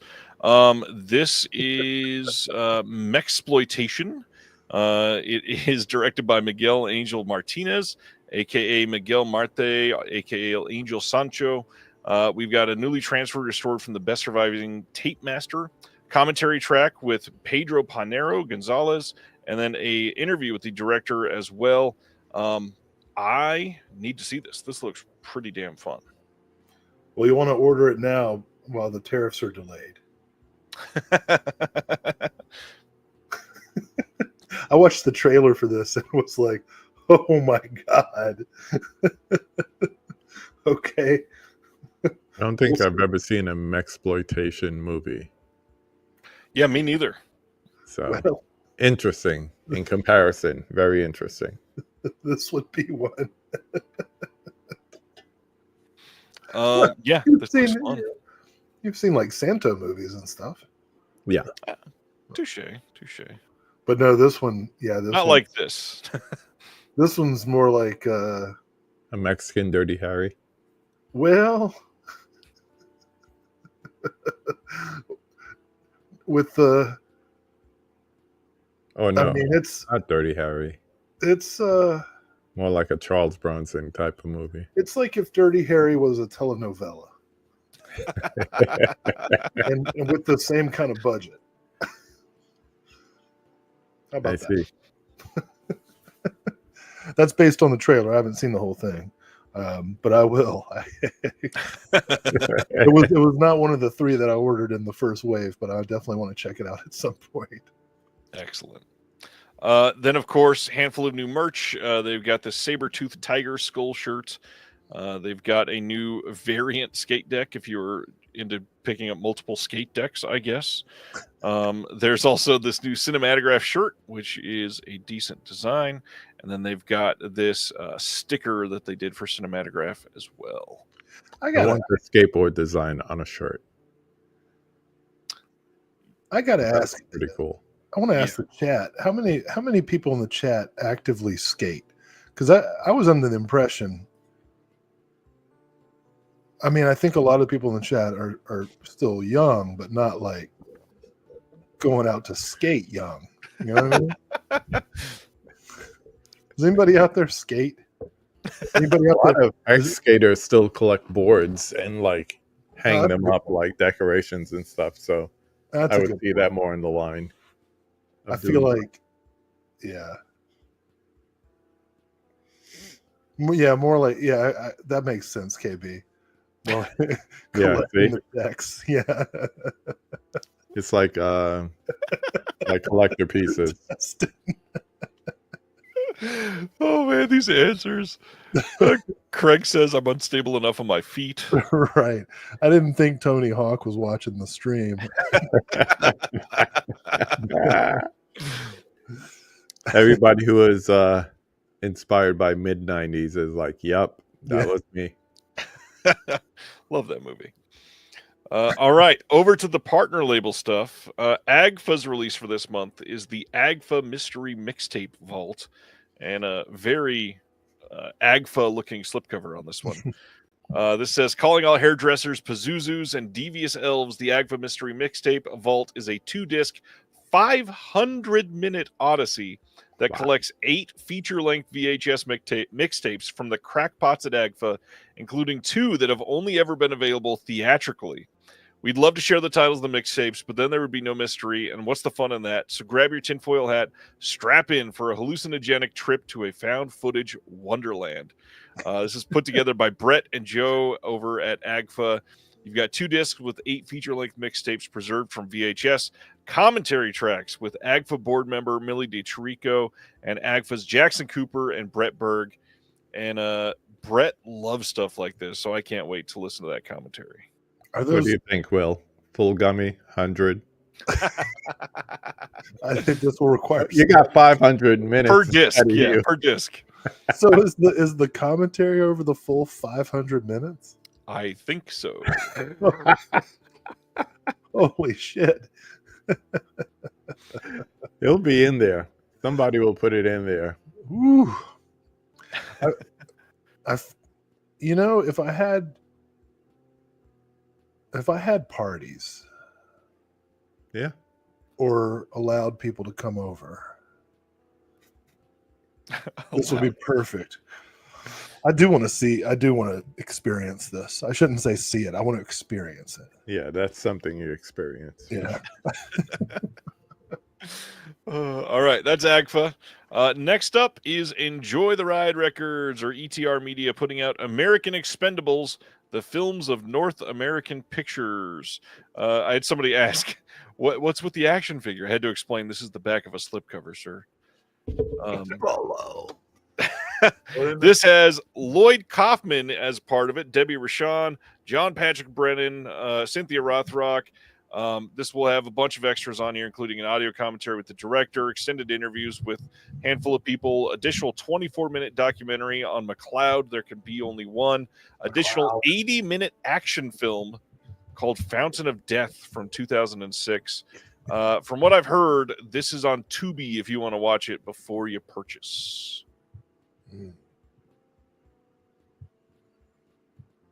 Mm-hmm.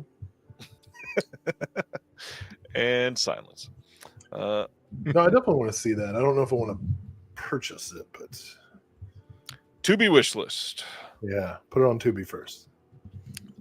They are getting a release from Shudder of Rebirth from 2023. This is starring Judy Reyes, and I remember seeing the trailer for this and wanting to watch it. So now I will finally get the chance.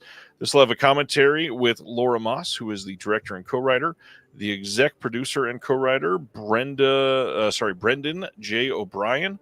This will have Marin Ireland on there, Judy Reyes, and then the medical advisor, Emily Ryan. There is a making of that is called Medically Squeamish, a 40-minute doc featuring new video interviews with a bunch of people from the film, and then a booklet with an essay by Katie Walsh. KB, have you seen this one? No. I do remember seeing that title on Shudder, though, but no. The medically squeamish part kind of has me like, like, interesting. Not just excited? No, a little interesting. I added this to my queue, so I'm going to watch it first, but it looks medically interesting. Yeah. Silent Mandible.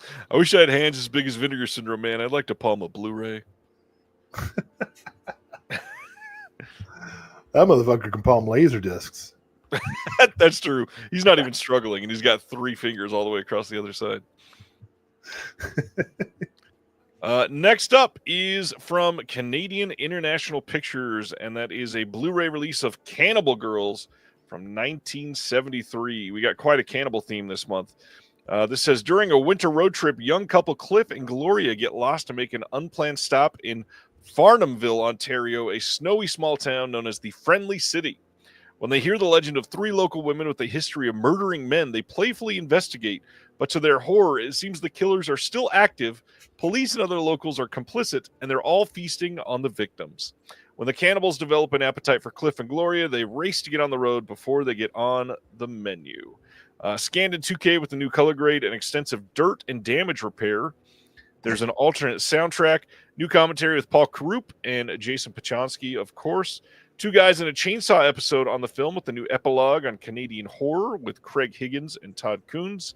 There's a 20-minute new interview with Chris Alexander on Reitman's horror period, because this is directed by a pretty big name, if you had not seen that. This is going to have a whole bunch of archival features as well. You've got some interviews from 2010, never before seen outtakes from Meet Eugene from 2024, French opening credits from 1973, early Reitman short, uncut on home video for the first time. That's 25 minutes called Orientation from 1968. And there's new commentary on that with Stephen Brumer. And then a booklet with an archival interview with Reitman and Goldberg, plus a motion picture Purgatory comic strip by Rick Trembles. Loaded release. This was the second of the 3 OCNs that I ordered. I've been wanting to see this forever, and there's an out-of-print DVD that I've had like in an Amazon wish list for years. So I was very pleased to see this. I'd been wanting this for a long time. I felt like I needed help, and wait, which label is this? Canadian International. Oh yeah, obviously. And Canadian International was like, when a friend asks for help, you help them. So, yep. Who's the director? This is not only a big director. I guess I kind of buried the lead on that part because this has you didn't this even has say a his lot. name. No, I wanted other people to look it up. This is Ivan Reitman directed this, but That's also good. Yeah. It's starring Eugene Levy and Andrea Martin.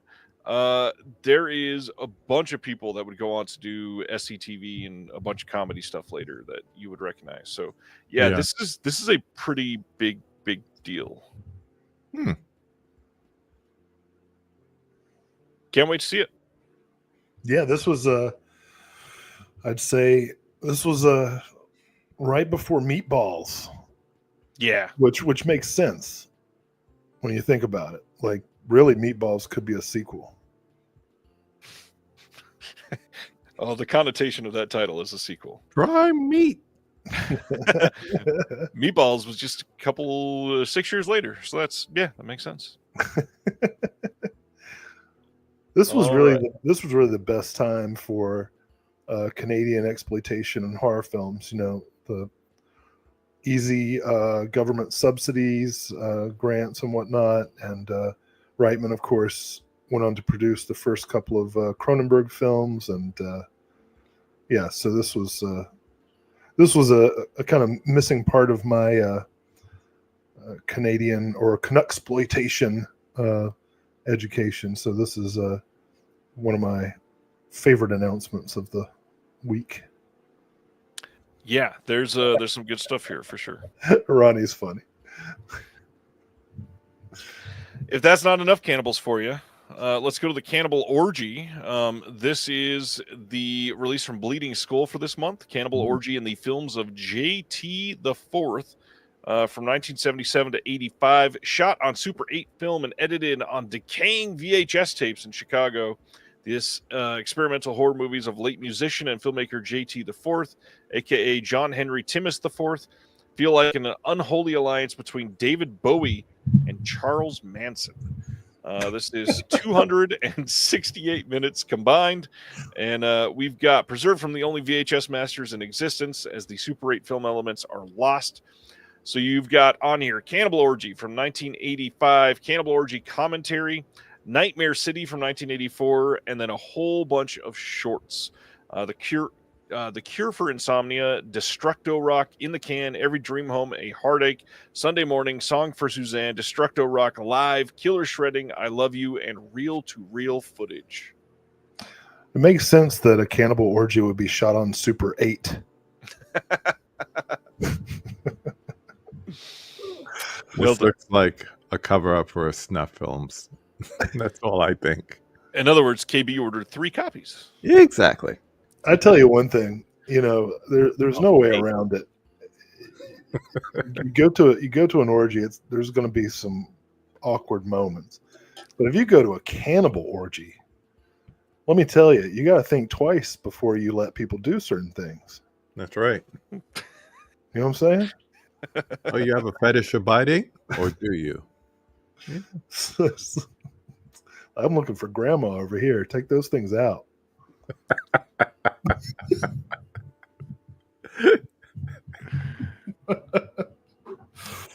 Anyways, the next one, Brainstorm Media putting out Cora Bora from 2023.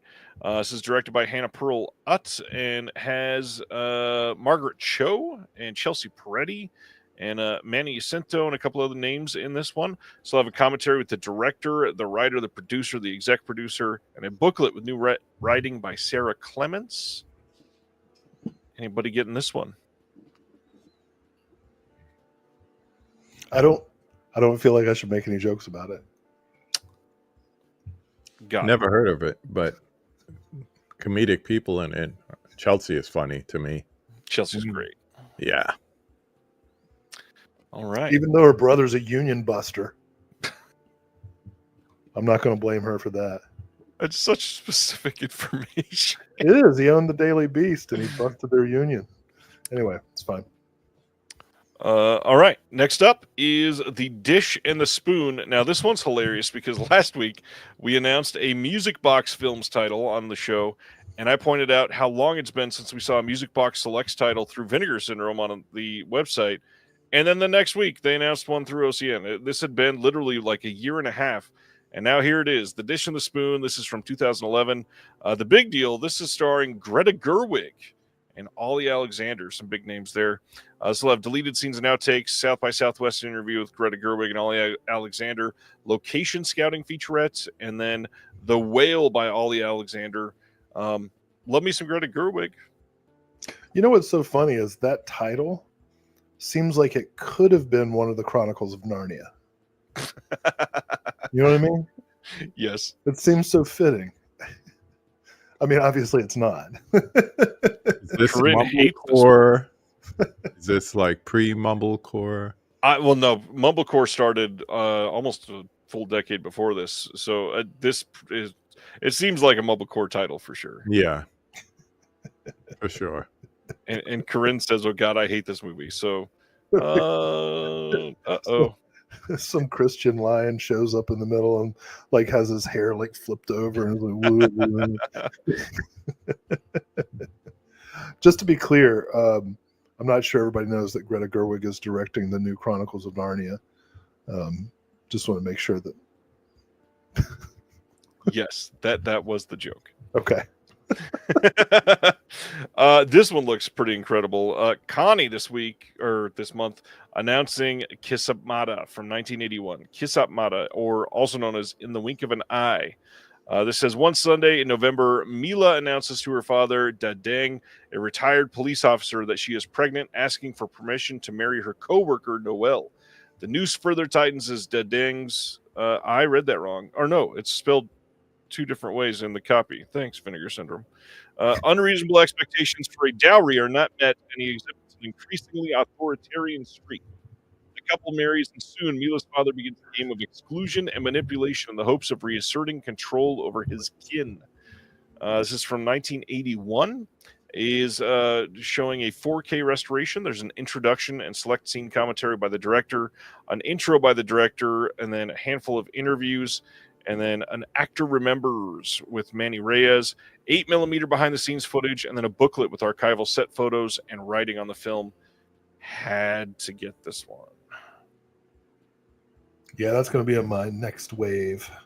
I didn't get it in my initial purchase, but it's definitely on my wish list. That definition just made me think of the, just like how the culture is with the, the way the parents are with the kids and everything. So I love how this cultural experience if you're not used to it. Oh yeah. I love how Corinne was like, Greta Gerwig can kiss up Mata ass, but I love Kiss Up Mata.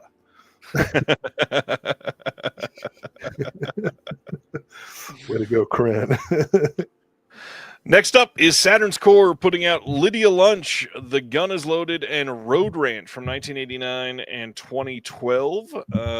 These are a couple of related films. This is region free. There's an exclusive new 2025 career-spanning interview with Lydia Lunch, moderated by Art Edinger and Max Almeida. There's an audio commentary on The Gun is Loaded by archivist and historian Sean Goldstein. There's an archival uncut Road Rant era interview with Lydia Lunch. There's a bonus clip. There's some archival footage, some interviews, lots of stuff going on. It's Saturn's Core. They always put so much on these discs that they are literally the definitive releases of these films that many people have never, ever heard of in their life. Will, have you heard of either of these? Well, KB, go ahead. Go ahead, KB. No, I haven't heard of either of these. Oh, well, in that case, I will say, not only is this the most important release Saturn's Core has ever put out, and you know I would never exaggerate, this is the most important OCN release in the history of OCN. Jesus. Lydia Lunch is amazing. I loved her in Teenage Jesus and the Jerks. I love her work with Sonic Youth and J.G. Thirlwell and Richard Kern and Henry Rollins and Nick Cave. Her poetry, her spoken word, her music. Love her. There was recently a retrospective documentary that Beth B did on Lydia Lunch. Lydia Lunch is not only an American treasure, but a global font of poetic wisdom and Articulate Rage. This was the very first thing that I purchased this month, and the thing that I will likely be talking about quite a bit in the months to come. If you haven't guessed, I'm a huge Lydia Lunch fan. Big fan of Lydia Lunch. I think, she was probably now remembered as the figurehead of the no wave movement, if you want to call it that, in the late 70s, early 80s New York scene. She's just great. Check out her podcast. She has a good podcast. I think she lives in Barcelona now. But yeah, I love Lydia Lunch. I get everything. She's got like 40 albums and 10 books. I've got them all. Yeah, crazy. I have no jokes. No jokes. I had no idea you were so attached to this one. So I was waiting for the punchline. Nope. This is a long one. Lydia Lunch is pretty famously violent, and I would never make fun of her. She would fly across the ocean to make sure that I was straightened out. Understandable. So I'm glad that you put your money where your mouth is, and I'm betting that in the next 5 minutes, at least a couple people took that to heart and went and purchased this title. I hope so. Like even when I disagree with something that she might be saying, like in principle or whatever, it's always really like both thoughtful and emotionally valid. She just, as a poet and a singer, she has this way of really capturing. And I don't know if you know this, but I'm a dude. Oh, you know what I mean? But she has this way of hitting you in this emotional place that you don't necessarily know about consciously, And yeah, her reading her, I love her. I think she's fantastic. I will verify that this was a part of my order, but I believe it was. I did like Sidner's joke about waiting for Lydia brunch. It was a good one. Yeah, that was funny. All right, next one is Mother Couch. This is from Film Movement, and it's from 2023. This says the members of a dysfunctional family find themselves mysteriously trapped in an antiquated furniture store when they're elderly. Sorry, I was going to say AKA the J.D. Vance story. Go ahead. No, wouldn't that be Mother Couch? The combination of the two VPs. May I be upon you now? Because the first one called his wife Mother. When their elderly matriarch, played by Ellen Burstyn, suddenly refuses to get up from one of the display couches, reluctantly assembled her three estranged children, David, played by Ewan McGregor, Gruffid, played by Reese Ifans, and Linda, played by Laura Flynn Boyle, which, good God, that cast already, must figure out how to escape this bizarre predicament. With the help of the store managers Marco and Marcus, played by F. Murray Abraham, and their daughter Bella, played by Taylor Russell, the siblings embark on a mind-bending odyssey that forces them to face life-altering truths about their own lives and upbringing. This looks and sounds really fun. You get a commentary with the director, the producer, the production designer, the editor, behind-the-scenes featurette, and then a booklet with an essay by Jason Bailey. I bet JD knows how to get her up off the couch. He's got his own bursting going. This looks crazy. Yeah, I'd never heard of this, and then I saw the cast and was like, "How did I miss this?" So right. That's definitely on the watch list. Looks compelling. Next up, this is one that I had to get. This is from Film Movement as well. This is The Oldest Profession from 1973. This is a movie that's had a DVD release before that is, I believe, semi-hard to find now. It says 19-year-old Tomei is a sex worker who draws in customers around the red light district of Osaka. She lives with her mentally disabled younger brother, Saneo, and her mother, Yone, who is also still active as a sex worker, despite being over 40 years old. One day after receiving a request for a young girl, Tomei goes to the designated inn. On arrival, she encounters Yone, who is unable to find work. A few days later, Yone tells Tomei that she is pregnant. This is directed by Noboru Tanaka and is a pink film from 1973. This has a visual essay by Jasper Sharp on here and a 16-page booklet with a written essay by Japanese Society film programmer Alexander Fee. Hell of a crazy good-looking release from Film Movement. Yeah. Yeah, this is gonna be great. It bothered me that it was semi-hard to find, and I'm glad now that it's simultaneously easier and maybe much harder. I saw that one coming. That's what she said.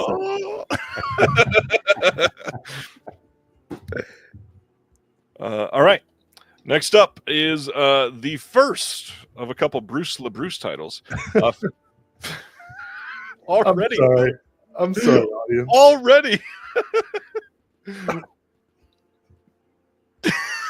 I love Bruce LeBruce. Let's get into All right. it. Film Movement putting out Saint Narcisse from 2020. This is the front and back of the slipcover for this one. Dominic is a young man with a fetish for himself. Nothing turns him on more than his own reflection, and he feeds his solitary obsession by posing for Polaroid selfies. Following the death of his beloved grandmother, Dominic begins to unravel the hidden truth about his fractured past. His lesbian mother did not die in childbirth, and he has an identical twin brother, Daniel, who was secretly raised in a remote monastery. Reunited with his long-estranged family, Dominic becomes embroiled in a blasphemous web of sex, revenge, and redemption. This is going to have a commentary by Bruce LeBruce, some deleted scenes, an essay by Finley Freebert, and that is Saint Narcisse. Something tells me I'll like this. Something tells me you will.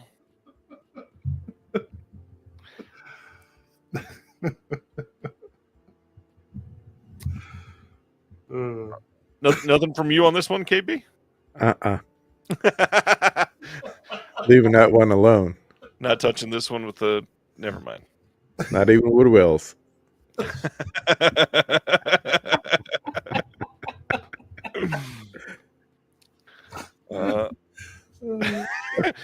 Next up, Dark Star Pictures is putting out...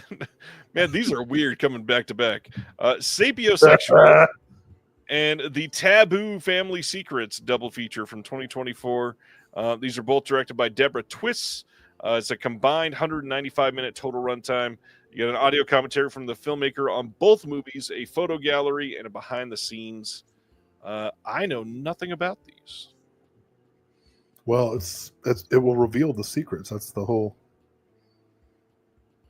What is sapiosexual? Is that the same thing as like omni? No.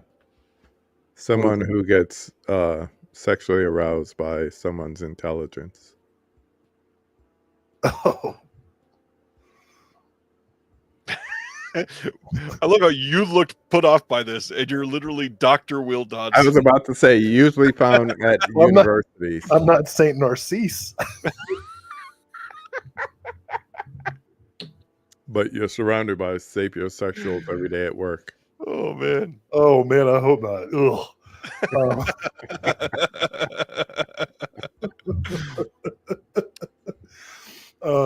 No, that's great. All right, check out Dark Star Pictures. Next up, that looks awesome. Actually, I can't wait to check those out. Truly, yes, I agree. Next is another Shudder title that doesn't sound quite as interesting as Birth Rebirth. This is Spoonful of Sugar from 2022. This says a disturbed babysitter experiences a sexual awakening while using LSD to alternatively treat a seemingly sick child from a family with dark secrets of their own. This has a commentary with the director, Mercedes Bryce Morgan, and the producers on this. There's a couple featurettes and a booklet with an essay by B.J. Colangelo. So basically, the people in, under, around, and on top of the stairs all at once? Is this like it's an acid trip babysitter movie? This would have made Halloween a really different kind of experience if she'd been on acid. Yeah, so supposedly this is like an LSD infused Mary Poppins with a familiar title. I didn't actually pick up on that at first, so genuinely it's supposed to be. I don't know what to think of this. I hope it's decent. Yeah, this is Shudder though. Do they do do they do the chimney sweep song? It is kind of an odd slipcover, that's for sure. Oh my god. Now I'm having this like panic attack imagining myself on LSD inside of a chimney. While you're supposed to be watching children. No, it's stuck in a chimney. It's like I'm the dad. I'm the dead dad from Gremlins. That's what I am in this scenario. Oh man. Well, all right. So the scenario, this movie the scenario, like how irresponsible a babysitter are we talking about here? I mean, that's pretty irresponsible. That's like I would almost rather you do any other drug than that if you're watching my kids. Like if I had to pick a drug that my babysitter was going to do, LSD would be like at the very bottom of the list.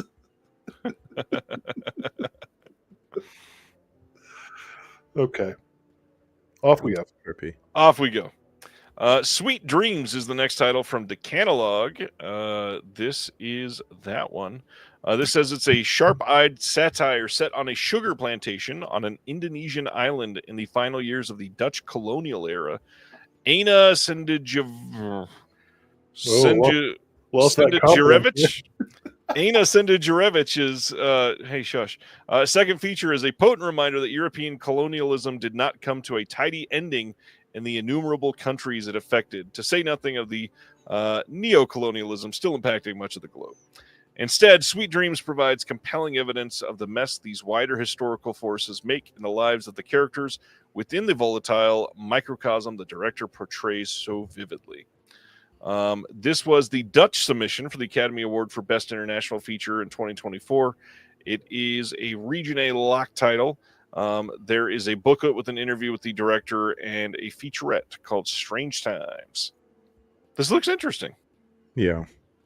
I keep a list of once I do all the noms of movies I'm trying to catch, and this one I did not get a chance to catch before Sunday, so I still want to see it because, you get the short list of movies and then you have the final nomination, so for it to represent its country is a big deal, because unlike the awards here that are for the individual, the international features, the award goes to the country that wins. So, which is so weird, by the way. Yeah, but it's almost like an Olympics kind of thing. It's like something to represent your country.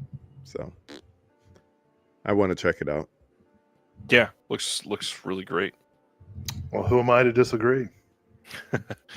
The next film movement title is Tarpon from 1973. I'm going to try to do this without laughing too hard. Considered one of the first true fly fishing films. The first sentence. Tarpon brings together famed American authors Richard Brodigan, Tom McGuane, and Jim Harrison with legendary Flats guides Woody Sexton, Gil Drake, and Steve Huff as they muse about life, art, nature, and fishing the majestic tarpon. Yeah. We got a visual essay by Hunter Whaley, video introduction by Diana Odasso and Lanth Brodigan Swenson, 16-page booklet with an essay by David N. Meyer II, and the first true fly fishing title. I didn't know there was a list. It's one of the first. Got it.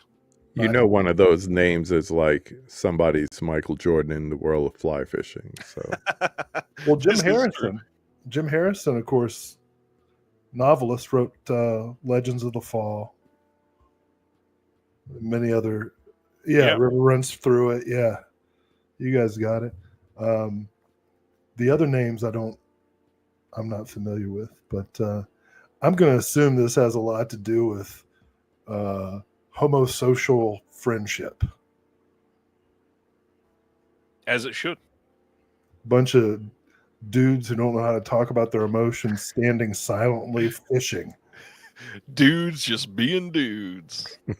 Well, I sure hope my hook pierces a living creature's face so that we can call this the beautiful day we want it to be. I'm so glad I hooked you, Stefano. I've never been fishing. Never.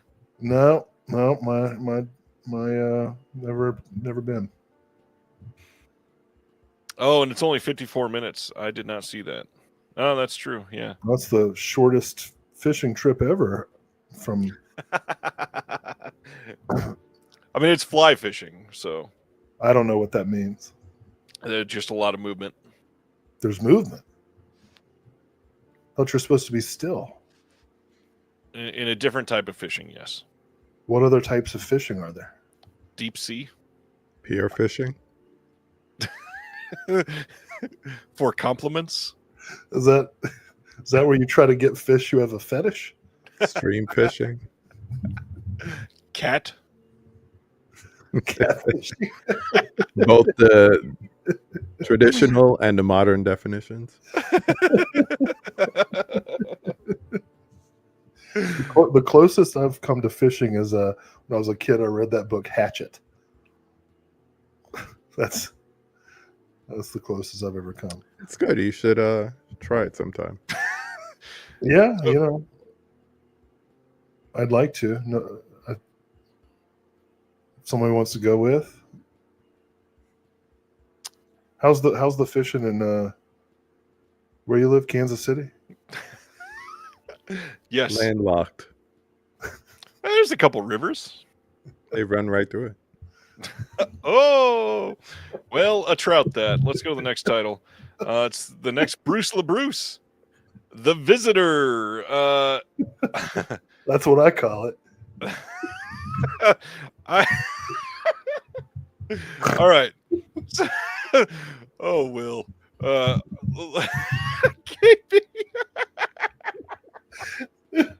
I mean, you gotta read them, right? Let's go through it. A charming, vulgar reimagining of Pier Paolo Pasolini's Teorema. A refugee emerges from a suitcase on the bank of the Thames, one of several identical men appearing across the city. Disguised as a homeless man, he infiltrates an upper-class household by befriending the maid, who claims he is her nephew. The family then hires him as a live-in servant. As in Teorema, the visitor engages intimately with each family member. The encounters portrayed through explicit scenes. These interactions spark profound sexual and spiritual transformations within the household. Bruce LeBruce directing this one again. Like I said, there's an intro by Bruce. There is a visual essay by Sam Deegan about the Pasolini, because she loves Pasolini. Ties to this film. We got a behind-the-scenes featurette, censored and X-rated trailers. A book with a new essay by Alexandra Heller-Nicholas also accompanies this release. Wow. This sounds really interesting. I like the idea that it's a more sorted version of Pasolini. I'll tell you one thing about Bruce LeBruce. He won't bring you down. You know what I'm saying? Oh, I do. I do. I posted this announcement, and he immediately followed me on Twitter, which I didn't know how to feel about that, but cool. Oh, I was referencing ELO. Wow, you got Bruce following you now? Yes. That's cool. Hey, maybe he'll visit you sometime. I hope not. Dude, that'd be the best interview ever. No, I was about to say I'd love to have him on the channel. I might look into it at some point. All right, that was the visitor. And then we've got ETR Media putting out a vinyl release for The Sadness. I believe this is the first time this has been on vinyl, which is nice. And over on the Melusine side, we've got a Blu-ray release from the Distribpix line of Career Bed and Sex by Advertisement. This is going to have a hard box release with a slipcover on the inside. And this is missing a picture, but that's okay. We got 2 feature-length commentaries by John Supnar, Reed biographer and editor-in-chief of Deep Red magazine.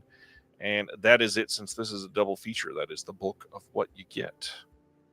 Oh, my God. All this time, I thought the Electric Light Orchestra song, Don't Bring Me Down, chorus was Don't Bring Me Down, Bruce, which is why I made that joke in the previous entry. But Wikipedia says that that is a commonly misheard lyric. He doesn't say Bruce at all. He says Groose, which is a German word. It's a German greeting word.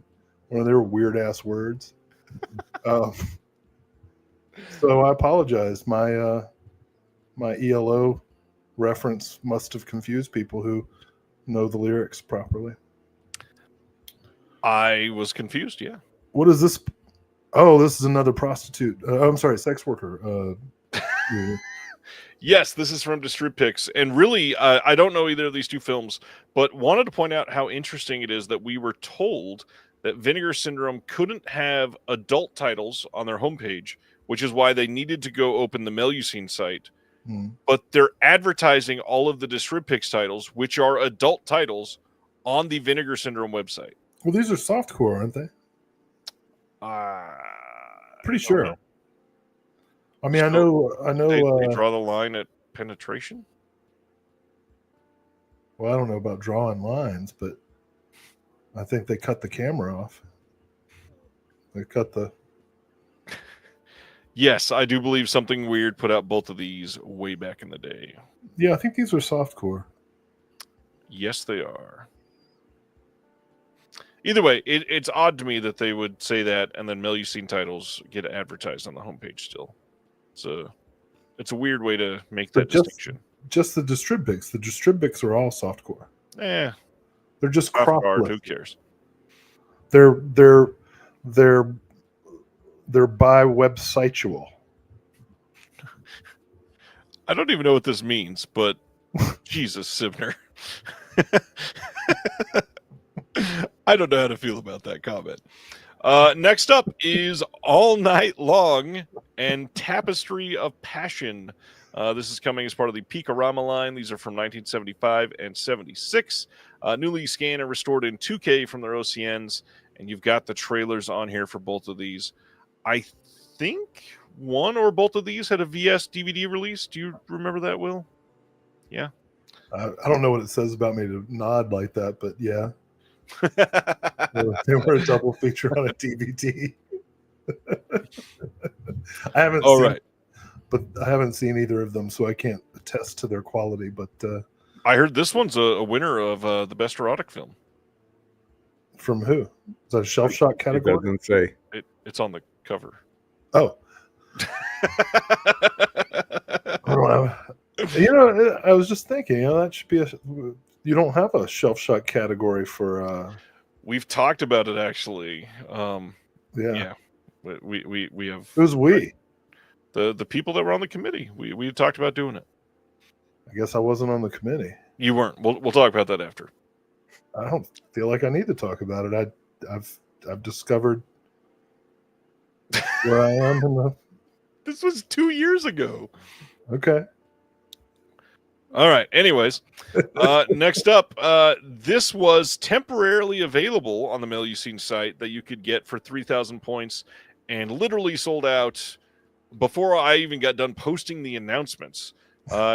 Very few people had a chance to purchase this. There was probably less than 100. It's crazy how quickly this went. It's a Brigitte Lahaye film, Erotica. This is also available from the Pulse site right now. If you really still want this, you can get it shipped to you from France, and it's the exact same disc. Mm-hmm. All right. Then we are done with OCN. Normally I would stop and ask what everybody thought, but I don't want to leave that on the screen. So I'll just say, everybody always asks, like, how do you feel about the OCN month as a whole? So KB, what are you thinking? Some interesting titles, especially as someone who's not a subscriber, don't really get into all the titles. You know, sometimes it could be something as not having the description or not knowing anything about the movie that could throw people off. So it's interesting to hear some of the titles and to be able to see it. That's why it's very important to follow you for this information. But yeah, more interesting than past months as far as releases. I'll reference that in just a moment. Will, what did you think about this month from OCN? I mean, the Lydia lunch alone was enough to make this a milestone month. A lot of stuff that totally outside of my wheelhouse. So pretty much everything I would like to see, which is always a good sign, you know, when you are interested in checking everything out. I don't know. What do you want me to say? What do you think? It seemed like you were trailing off and going to say something else. What I did want to bring up is, you know, as somebody that has to stay on top of social media for all these announcements and stuff, there are, you know, Facebook groups dedicated to each of these labels, and the Vinegar Syndrome group has gotten, there's actually 2 big Vinegar Syndrome groups, but over the last couple of years, they've been getting more and more like full-blown toxic. And this is the first time that I've seen the month referred to as like the worst month in OCN history. What? And everybody complaining about being a subscriber and lots of really negative feedback. And I have to say, I feel the complete opposite about this month. I felt like this was one of the most interesting months from OCN ever.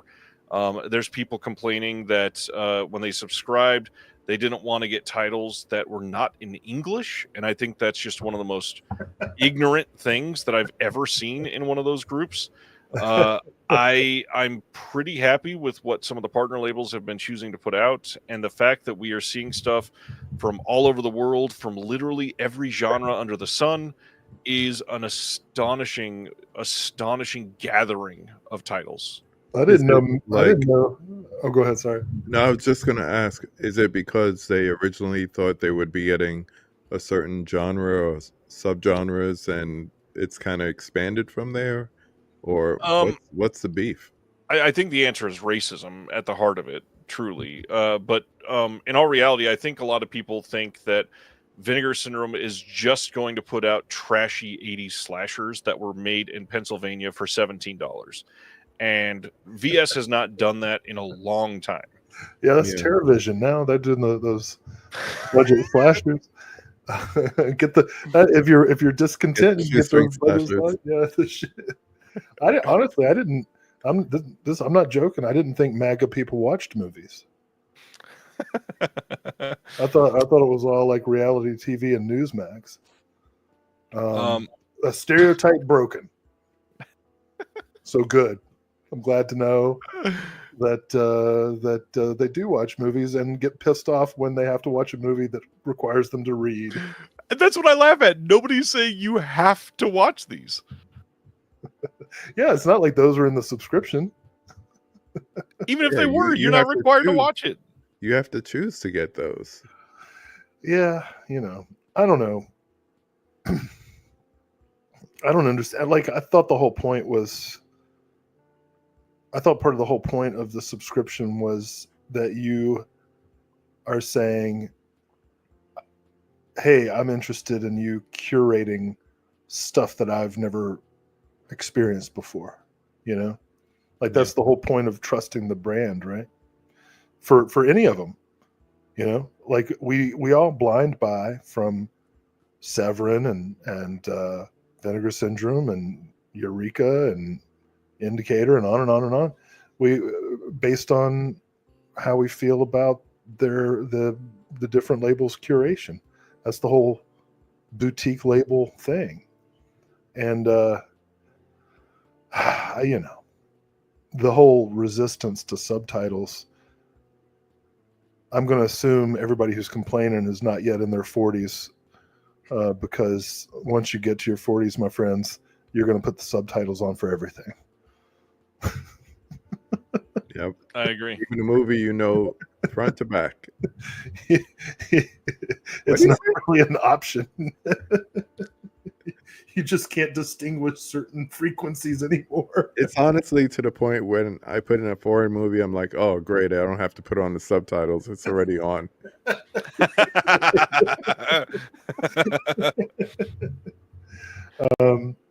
I love this comment. I just wanted to highlight this. Wave says Brimstone and Fetus and Jolly are great releases. I don't know. Yeah, fantastic. I don't know. Like, I guess it's a universal truth that anytime there's an internet forum, it'll eventually get toxic. But yeah, it's true. Craig says a new executive order coming soon. No subtitle movies, especially that SDA shit. There's going to be a special tariff just for Deaf Crocodile. Well, actually, with all the Soviet films they put out, they might get special treatment. They get singled out in the executive order. Love it. You're doing great things with the Soviet films. Hilarious. Anyway. Hey, it's even to the point now you need subtitles for a Christopher Nolan movie. It could be Dark Knight Rises. It could be Tenet. We don't know what the hell's going on. I feel like Tenet, that came with subtitles on. It needed to. You didn't even have a choice. Anyways, I just wanted everybody's thoughts because I know that that's a big thing. Everybody always wants to know what you think. So, carrying on, the next day, Kino announced that they, on top of Wayne's World 2, have Kingpin coming on 4K here soon with a brand new HDR Dolby Vision Master. How do you feel about this one, Will, since you don't like Wayne's World 2? This is the only Farrelly Brothers movie that I like. That checks out. Yeah. Because you know what the Bible says about condemning entire filmographies outright. It's against it. All right. KB, Kingpin. I'm on board for this one because I just think it's a funny movie, so I'll probably pick it up too. Yeah, it's a decent one. This is a big title for Kino to get. Speaking of MAGA, Craig had a great comment. Yes, indeed, this is the movie with Randy Quaid taking a dump in a urinal. Whatever happened to Vanessa Angel? I thought she was great in this movie. Didn't even know she was British. Like, I thought her accent work was very good. I mean, she's like still working, but I haven't really seen her in anything. She hasn't had a major role really. Right. All right. Well, that's okay. Fine. No Vanessa Angel discussion. That's probably. I don't know her from anything else other than this. She was in the Weird Science TV show. And never seen even a single second of that. It was all right. All right. Then we got some shout announcements. May 27th, there's a 4K release coming of Scent of a Woman. And Will said, hooah. And then this is also going to get a retrospective interview with the director, Martin Brest, And then a new interview with the co-editor Michael Tronick, and that is it. It will be a 4K and Blu-ray release. I love that Martin Brest directed this. Yeah.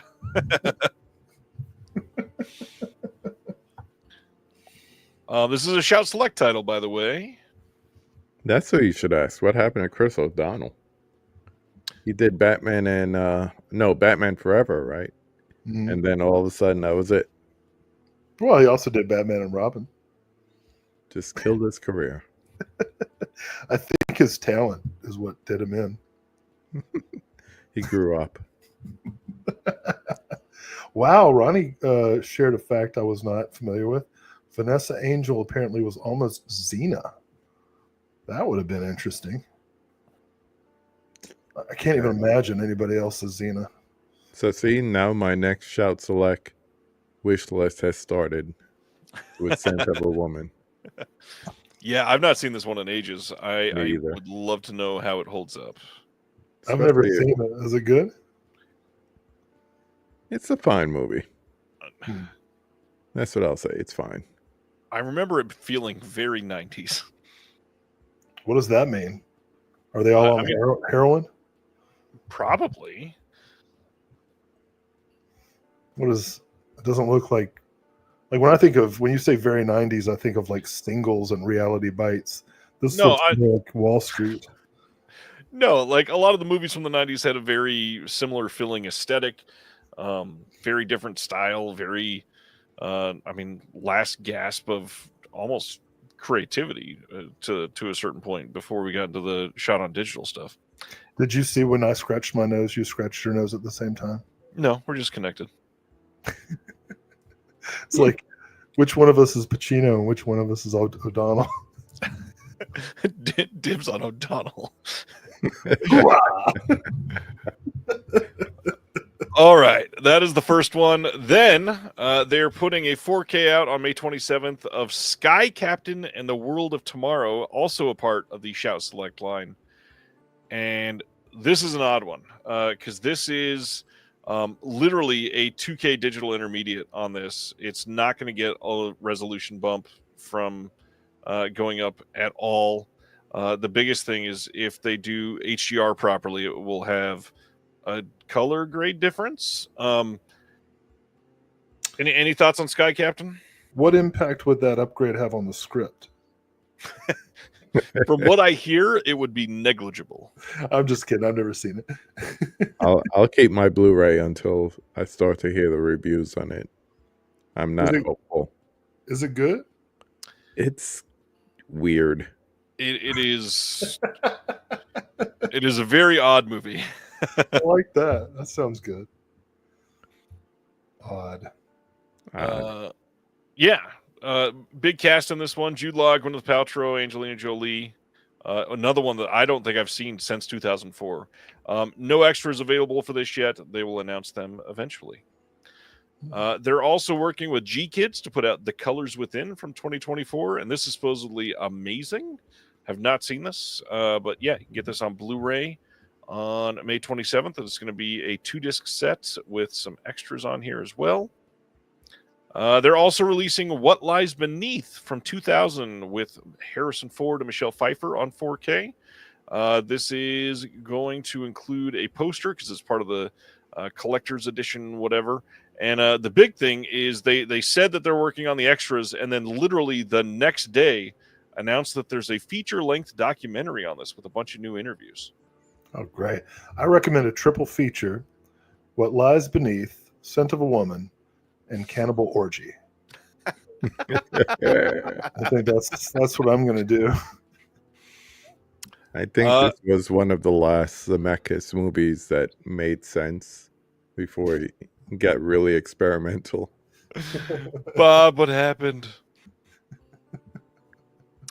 Either of you into this one? I probably haven't watched it since DVD days, but might be worth checking out. I've never seen it. Is it like a haunted bathtub? In a way, yeah. I actually really liked this movie. I think this is a pretty damn good film. Love Michelle Pfeiffer in this. All right, next up, the the one that I believe KB was talking about putting on his wish list earlier. Yep. Blaxploitation Classics Volume 1 coming in a 4K and Blu-ray box set in the US from Shout on May 20th. This is a Shout Select title, and it has 6 films, 12 discs. All films are getting a 4K disc and a Blu-ray disc, and this is a monumental box set. Some incredible titles in here. But first, I mean, you know that we had to talk about it. Yeah. Thoughts, gentlemen? Well, growing up in NYC, I've passed many a building with a once empty wall that has been graffitied over by not the most talented artists in the neighborhood. So I get the appearance of the box set. To quote my mother, it's what's inside that counts. So I'm looking forward to the 6 titles that I've probably owned on VHS, because these are all what we used to consider hood classics. Yep. And I would love to see these like remastered and see like nice renovations of it. Yes, very GTA looking. This looks like it could be Grand Theft Auto Volume 6 that everybody's waiting for. But these titles, and I'm sure you're going to go through them, but these are movies that I grew up on. So yeah, I kind of did this on purpose because obviously the first thing to catch everybody is the art, and no, it's not great. That doesn't look like Pam Grier. That looks like Pam Grievance or something. I don't understand why they chose this specifically and said, "Good job, artist. Let's run with this." Because if you want to sell a lot, the art goes a long way for a lot of people. But in all reality, the titles in this set itself should entice anybody to these, because oh my gosh, we got Across 110th Street. There's a bunch of posts for this because it's so lengthy. We got Black Caesar. We've got Hell Up in Harlem. We've got Coffee. We've got Sheba Baby. We've got Truck Turner. And is that the last one? Was that 6 already? And we have new extras for literally every single title. First off, incredible movies. Coffee obviously is a magnificent classic. My favorite of all these, I adore Truck Turner. I think that movie is incredible. And even though I think it was just last year, I got the Blu-ray from 101 Films over in the UK. Happily throw that to the street to be able to get this on 4K. I mean, I never thought I'd see a Truck Turner in 4K from Shout Factory. I think, of course, Coffee is probably the most famous because she had a little bit of a resurgence with her blaxploitation titles when Jackie Brown first came out. Yep. She's actually going to be here in Kansas City at the Comic-Con, by the way. Pam Grier will be here. Yes, she is. Just a few weeks. Yeah. But like each one of these titles, there's history with them for me. Across 110th Street, I think I watched, I don't want to say Tubi, but one of them could have been Pluto. I don't know. But I endured like 2 hours of commercials just to get through that movie.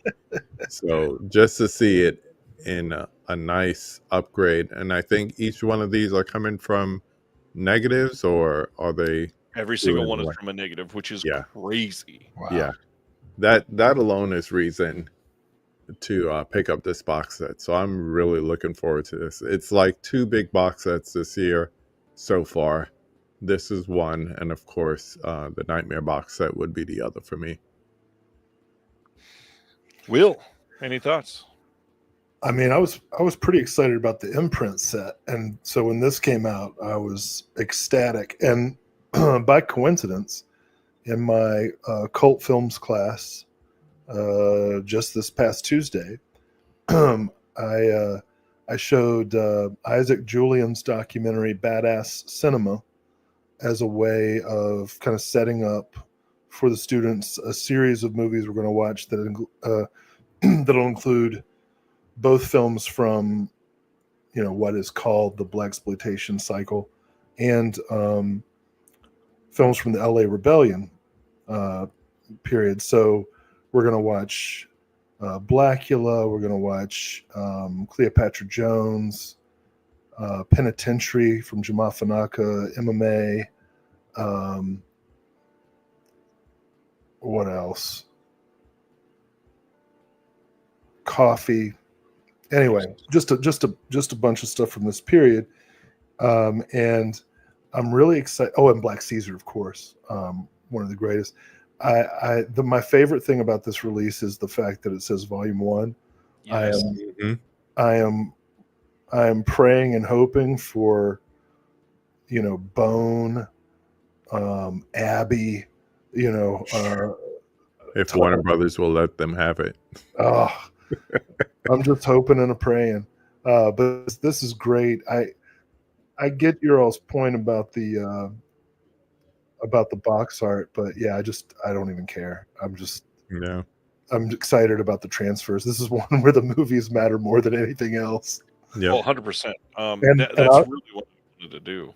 And I hesitate to say this because I don't want them to sell out at this price before I get paid and get it. But Orbit has this box up for $99.99 right now. No way. Shit, I should have said it. Are you serious? Fuck. I did not know that. Well, now Somebody buy a Dr. Willow box. I take it back. It is not. It is $159.99.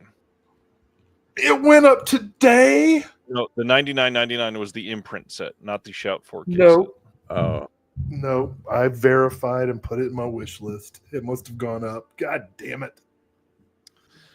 So funny enough, Shout Factory themselves is actually the cheapest right now, unless you go through deep discount. I think they're even cheaper, and usually through deep discount you can get like a 15% coupon too. You can probably get it in October if you get it. And I mean, usually I'd say be careful because the package might beat up, but you might be put in the trash anyway. So who cares? Yeah.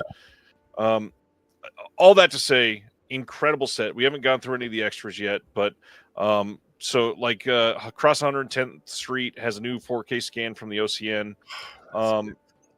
The second disc is going to be the Blu-ray disc, and that's got an in-depth documentary featuring new and archival interviews with Odie Henderson, Samuel Arkoff, Lou Arkoff, Michelle B. Taylor, and all kinds of other people, including Chris Paggiali, Nathaniel Thompson, Jack Hill, and more. The big thing to point out, I know that you had said you're hoping for Abby and all that.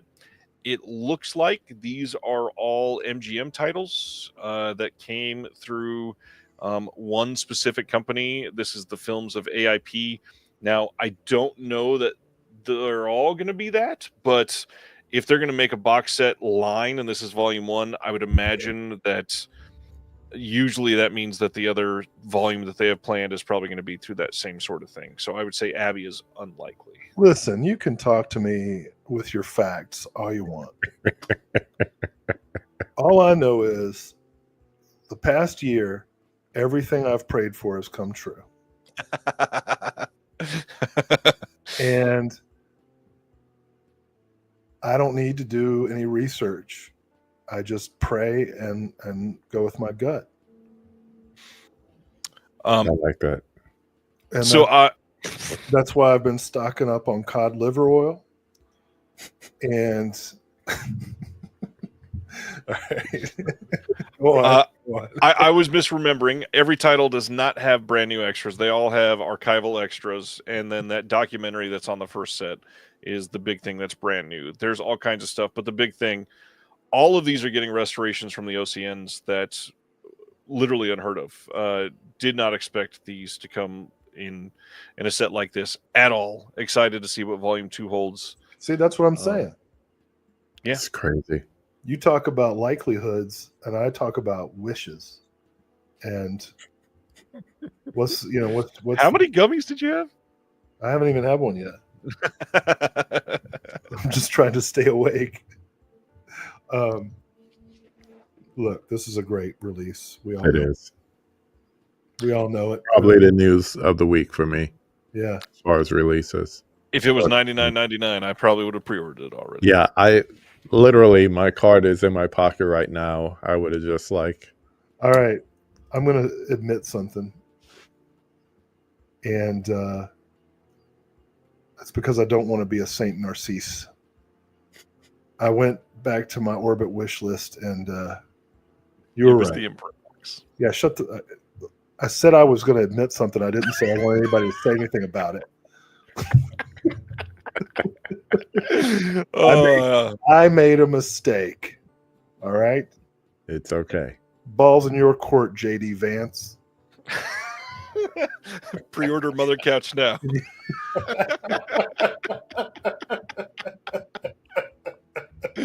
we all admit when we make mistakes? All right. So that's the Blaxploitation Classics Volume 1. We already talked about the colors within. They're also putting out a steelbook of it. If you want that as well, you can pre-order that now. Then Shout is also putting out a 4K steelbook of Wanted. This is a Walmart exclusive in the US coming on May 13th. They had put this out on 4K, a month or two ago. We announced that. I still don't think it's out yet, but you can get the steelbook now. It's got all the exact same disc content, nothing special, just a steelbook on this one. I didn't want it for $10.99. I'm not going to buy it for $30. That's good. Speaking of steelbook reprints, April 29th, Warner Brothers is putting out a different version of Detective Pikachu in a steelbook. You can pre-order this now.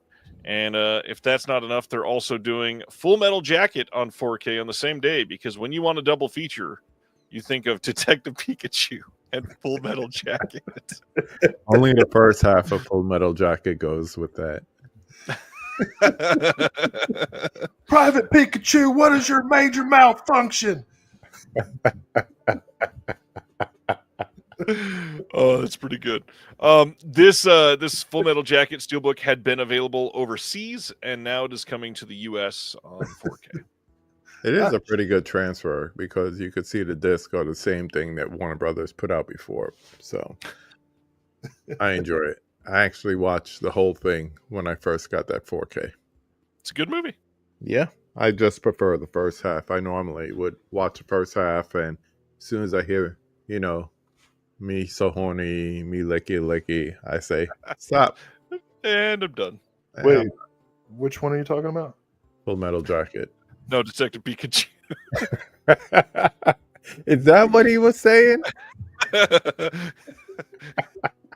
What about the Pokeballs? What are you poking? All right, so that is Warner Brothers Steelbooks. If you want a Lionsgate Steelbook, they're putting out a 4K Steelbook of the movie Plane. Yes, the movie with the most bland title ever from 2023, getting a 4K Steelbook on April 29th. This is a wide release. You can get it anywhere. And, yeah. Yeah, I really think they should have spelled this one Plain. Oh, look at that. He's got it available to show off right next to him. Cellophane. Still haven't watched it.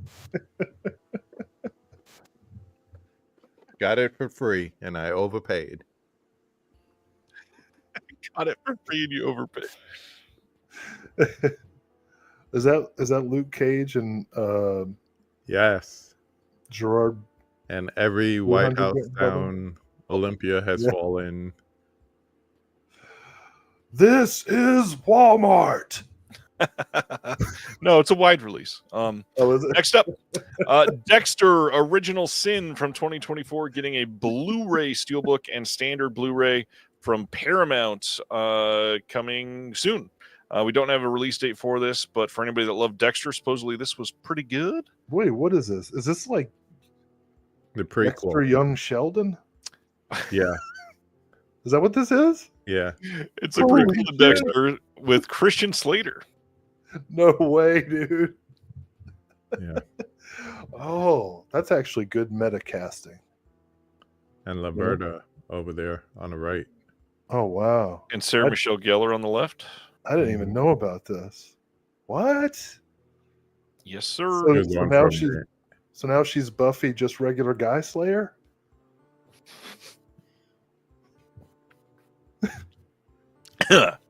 Yes. Does she kill people in this? I don't think so. No. Okay. I've never heard of this. Aren't there like 2 more Dexter offshoots coming? Wow. They already have a lot. They'll keep milking it. Yeah, they definitely will be. It's been very popular for them. So Rihanna's in this? That's not Rihanna. Somebody in the chat said Rihanna was in this. Yes. Finally, with an announcement from Kino, they'd announced that this was coming sometime. May 27th, we get a Blu-ray release of Bottoms from 2023. This is an incredible commentary. We had an audio commentary by Rachel Sennett, Ayo Edebiri, Ruby Cruz, Havana Rose Liu, and Kaya Gerber. There's also another commentary by Emma Seligman. We get deleted scenes, outtakes, a making of, and a trailer. And I cannot wait to own this. God, I love this movie. I had so much fun with this movie. Between Marshall Lynch showing that he has comedic chops. He's so funny in this. It was just a refreshing story. Oh, wow. They actually use that word in the description. They did. And this refreshingly unique comedy. Yeah. It truly is. I adore this one. I will likely be pre-ordering this. Full price, doesn't matter. Need this movie. Love it. Atomic Movie Store. I liked it a lot. I was refreshingly surprised. This would actually be a good double feature. I'm not even kidding. Just think about it. I think it's a good double feature with that movie Cock Blockers. Yeah, it's a good movie. I like Blockers. Like I resonated with that movie because it hit me at the time that some of my kids were assholes concerning me. Why are you and mommy wrestling? There's a couple ways it could go. It could be legit. Oh man, so many jokes I want to make. Then this has been finally twice. Dante's Peak coming on 4K from Kino on May 27th. Finally. We've got an audio commentary that is not brand new. They did nothing new for this release other than the restoration, but they probably didn't even do that either. So it's just nice to be able to have this movie. I unironically truly enjoy this movie. Cannot wait to own this. Dante's Peak, both of y'all? Same. Pierce Brosnan and Linda Hamilton. He's like, come with me if you'd like to have tea. More like if you don't want to get devoured by a volcano.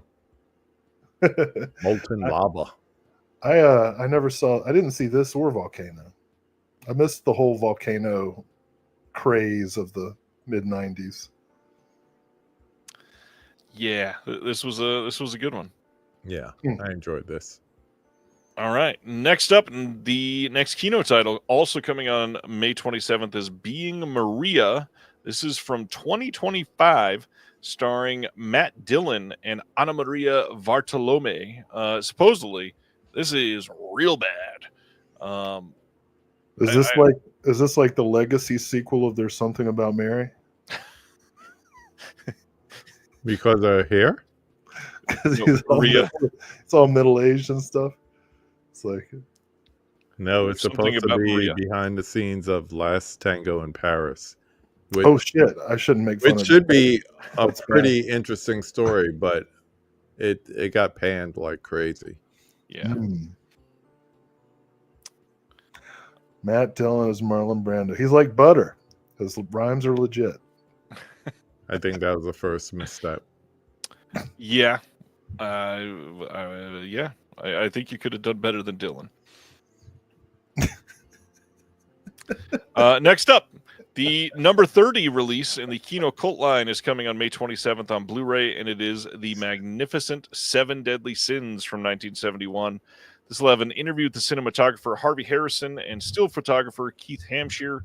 There's also an interview with the actress Audrey Nicholson and a trailer. This is a madcap satire of English propriety. Aren't they all? Timothée Chalamet as Marlon Brando in Being Maria. Is this the Temu version of Monty Python?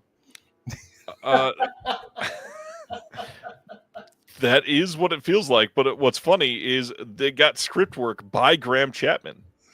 Nice. Before or after he died? Lightly borrowed. Before or after he died? Jesus.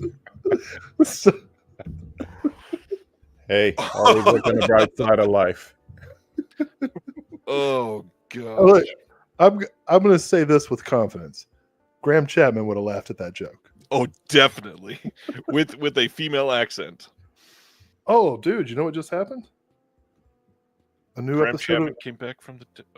a You new got a epi- phone call from Graham Chapman? a new episode of Lydia Lunch's podcast just dropped. Nice. Yeah, with filmmaker Dave Markey. I'll be listening to that tomorrow.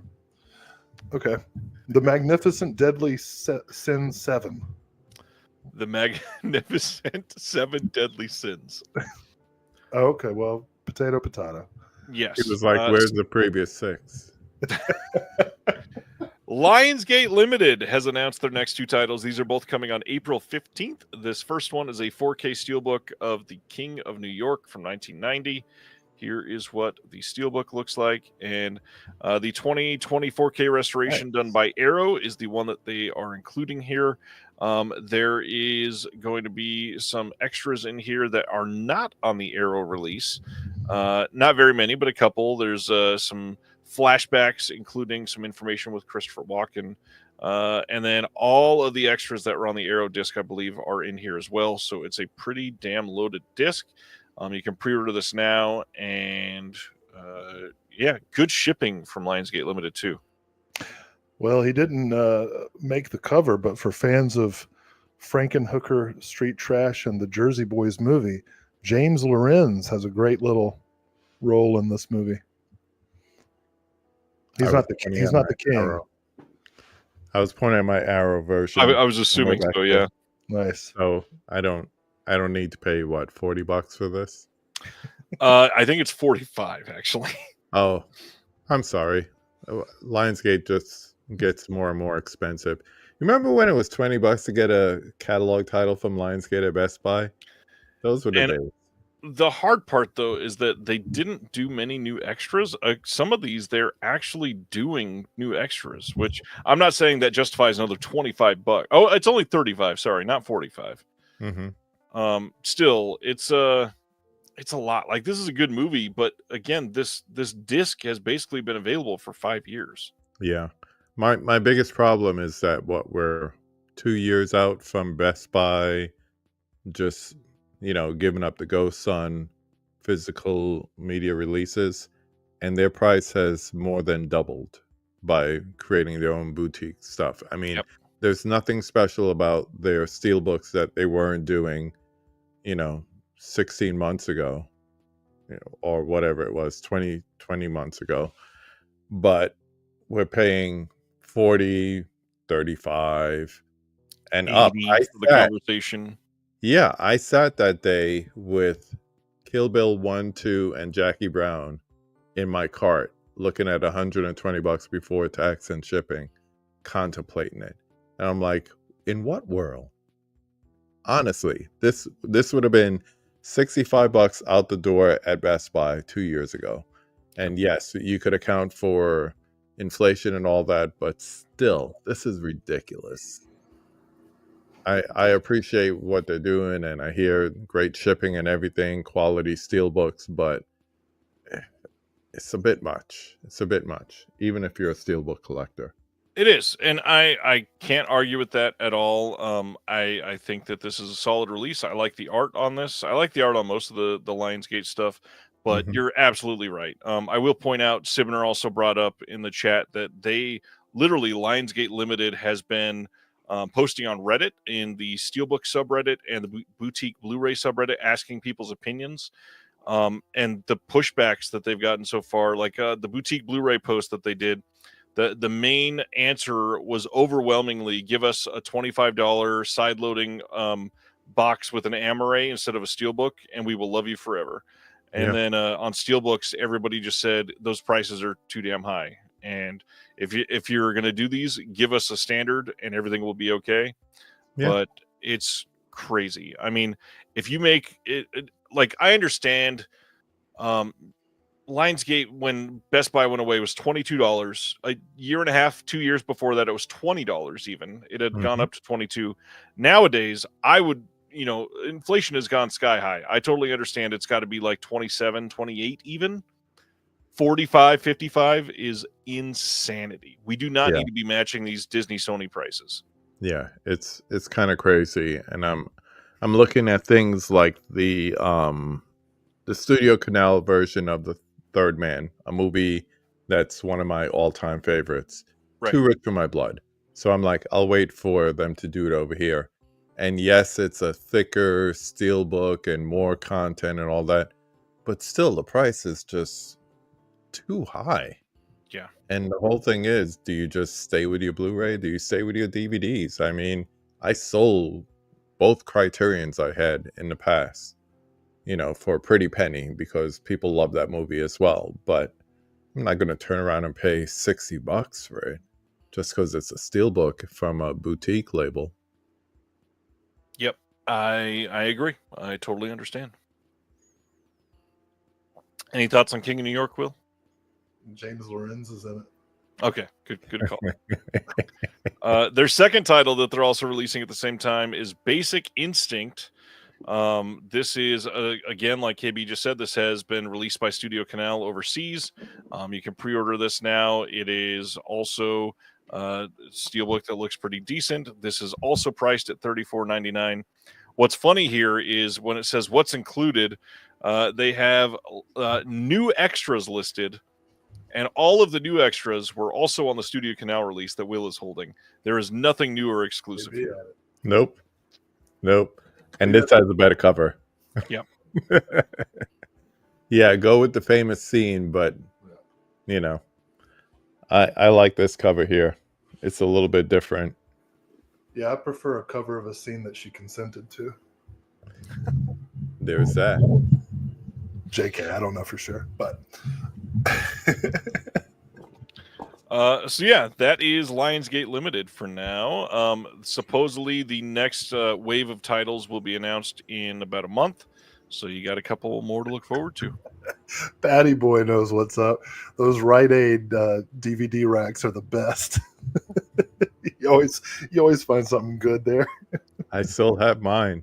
That was a nice release. I'm looking at it right now. Speaking of steelbooks, overseas in the UK, you can pick up this 4K steelbook of The Monkey coming soon. You can pre-order this now on Amazon, a few other places. But if you don't like this art, you can also pick up this 4K steelbook of The Monkey in Germany coming from PlayOn, which this is like creepily realistic on the cover of this. He didn't look like that in the movie.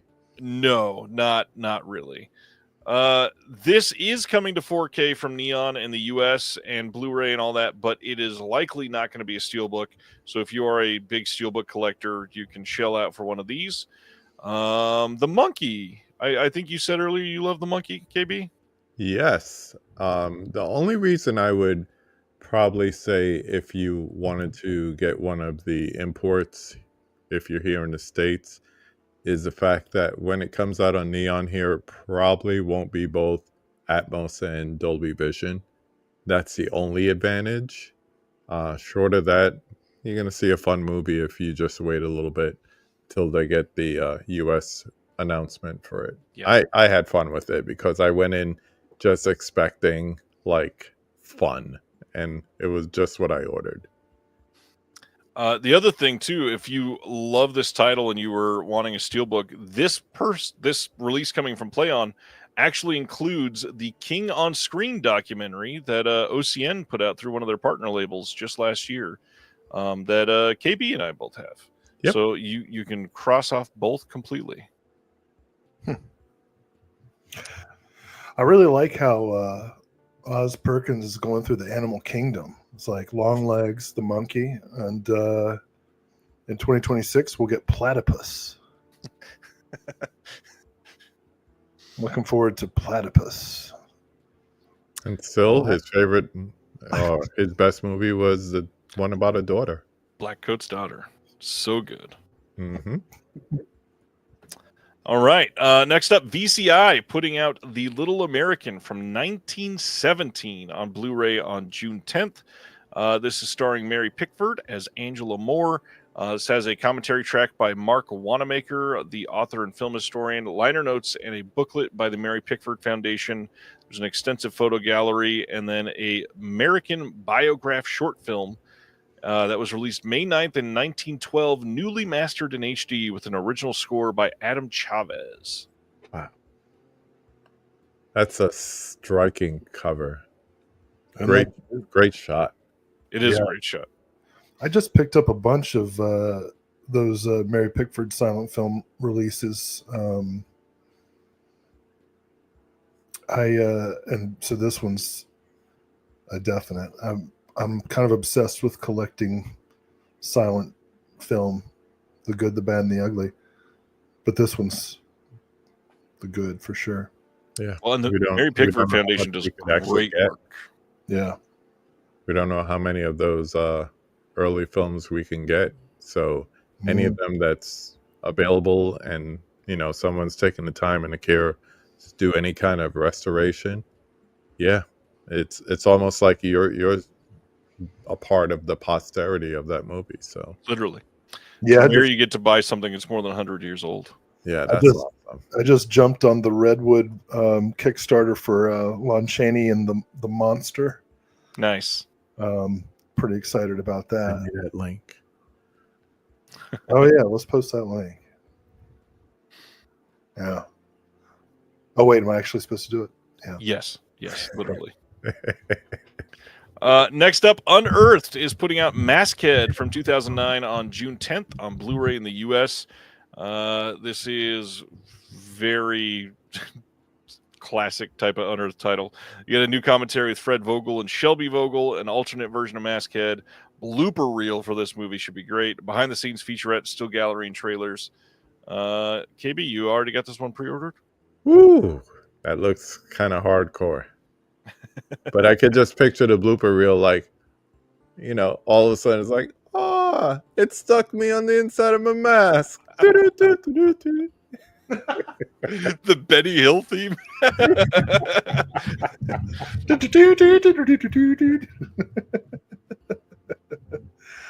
Oh, this is great. Well, I mean, with all the,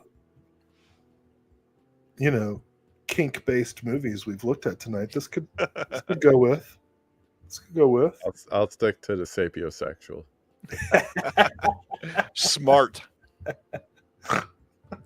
You dumbass. That was funny. Oh man, I love that me saying the word smart made you call me a dumbass.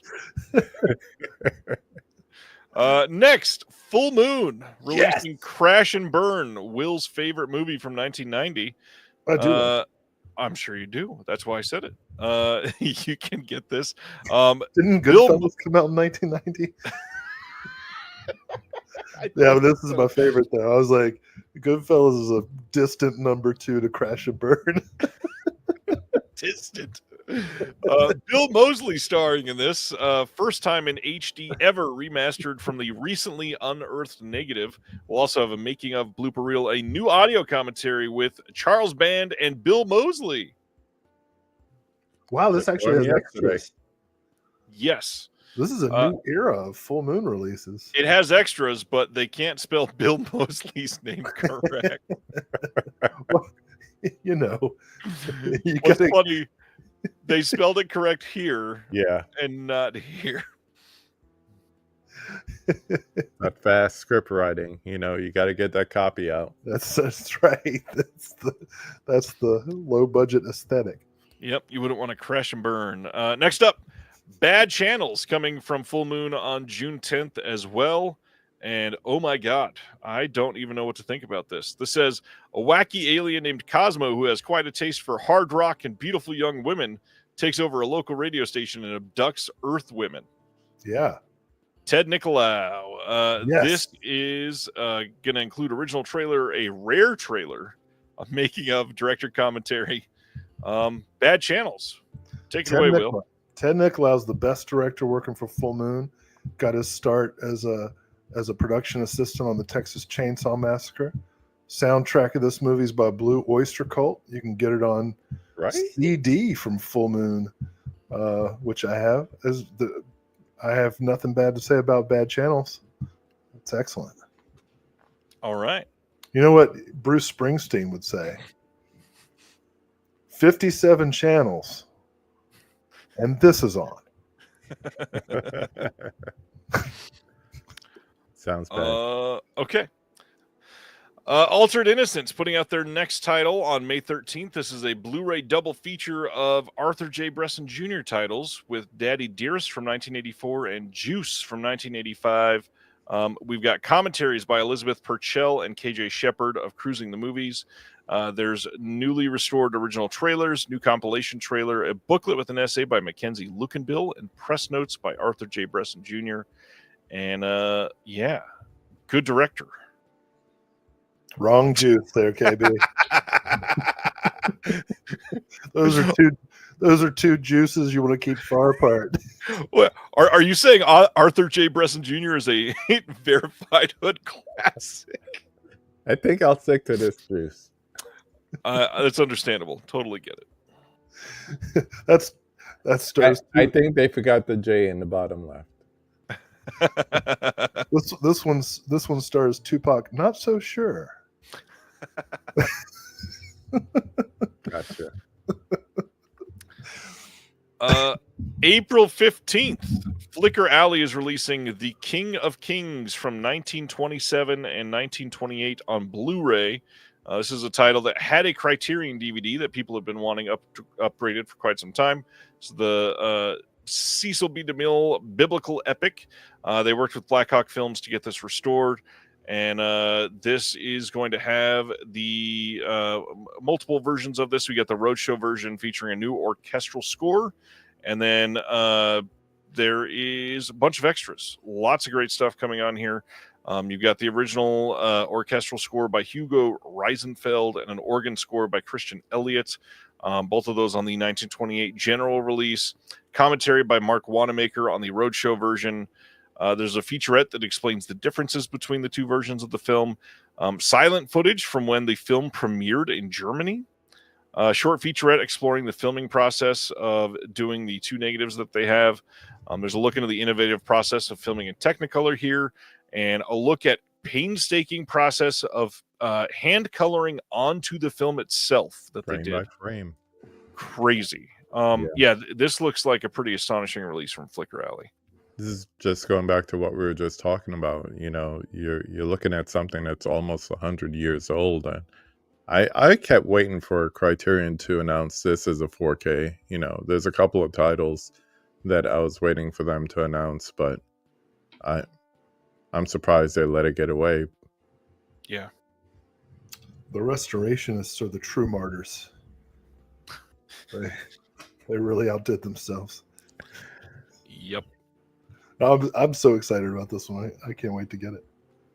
I have the Criterion DVD, but I imagine this one's going to look much more resplendent. Good word. Yay. Hard Eyes getting a Blu-ray release on April 15th from Sony. This will have making of Hard Eyes, a gag reel, deleted and extended scenes, and a commentary by Josh Rubin. I don't understand how this has, in our Discord, become the title that has divided everybody. But I think this movie frickin' rules. Really happy with this one. Do I think this will get a 4K release? Yes, probably. In the US, maybe not because it's Sony, but overseas, this will probably get a 4K. Look at the time. It's April 15th. Add 6 months. It'll be October. It'll get a 4K. Sony has not done that I can think of, though. Universal is the main one that has done that. Yeah. We'll come back to this. But I had fun with this because I just went in once again just needing an escape. I was stuck in a house for a week and I just said, I need to get away. It's Sunday. I need like a little matinee movie, and I went to see this. And it was just so lighthearted and stupid fun. So I had a ball with it. Rom-com horror movie. Can't beat that. Yeah, I enjoyed it quite a bit. Did not know this existed. April 29th, Warner Brothers is releasing Rick and Morty, the anime, on Blu-ray and DVD. The Japanese animation and voice actors on a Rick and Morty story. So is it like Akira? That was pretty good. I feel like the show has, it jumped the shark a long time ago, but dear God, is this just proof of that? Wait, is it still on? As far as I know, yeah. Wow. I only saw like 2 episodes of season 1 before I bailed. 2 more than I saw. Yeah, I've never seen anything from Rick and Morty other than a couple clips. Yeah. It's like liberal incels, right?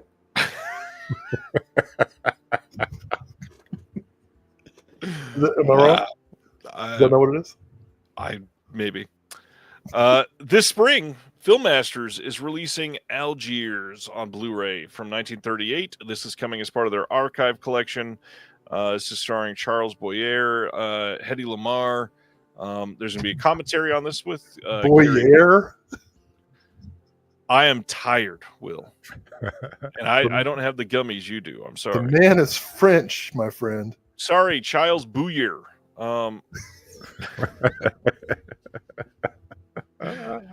Charlie Boyer, Hedy Lamarr. Did you say Chef Boyardee? What? Charlie Boyer. Charlemagne. I thought that was a pretty good one.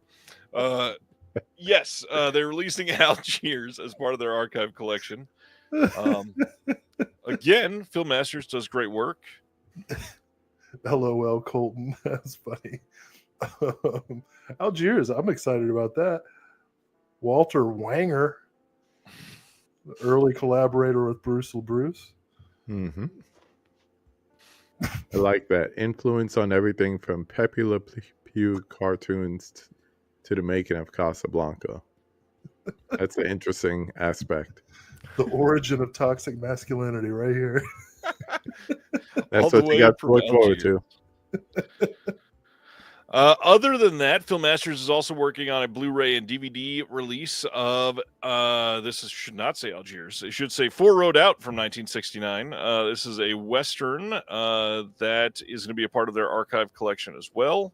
We'll have a Blu-ray and DVD. I don't know if I said the DVD part. This has Leslie Nielsen in this one. And then they're also putting out Invasion USA from 1952 with a new 4K scan from Archival Elements as a double feature that will also have a new HD print of Rocket Attack USA as well. So the Chuck Norris one in the 80s was a remake? Yeah. Very loose. Joe Zito, though, was great. Yeah, the original is a lot of fun. And I love Rocket Attack USA, which I have only seen on Mystery Science Theater. So it would be cool to see the actual movie uncut. In HD from a 4K scan. Yeah, this is amazing. Speaking of 4K, Radiance has announced their first 4K ever. Oh, boy. It's coming on June 23rd in the UK, June 24th in North America, and that is Todd Salon's Palindromes from 2004. This is monumental for them. This is going to do very well, I'm sure. This is going to include the 4K release, by the way, will have a Blu-ray disc in there. They're also putting out just a Blu-ray release of the film, so you get your choice there. There's a brand new interview with Todd Salons by Hannah Strong. Todd Salons and His Cinema of Cruelty, a new visual essay by Lillian Crawford. There's a booklet with new writing by Bence Bardos, extracts from the original press book, and archival interviews with Salons and the composer. And I will have to get this. It's kind of amazing. There was just recently an article in the New Yorker magazine about Salons and how he can't get a movie made anymore. And now all of a sudden, everything is getting re-released. I think the only thing that's still out of print is Wiener Dog. Yep. So I don't know. Hopefully that'll help him get a new movie going. Yeah, I'm interested to see how quickly Radiance ramps up with 4K releases after this, but I'm impressed by anything I've come across with them so far. So yeah, I'm definitely picking this up because I'm on that very divisive side of happiness as being a versus a.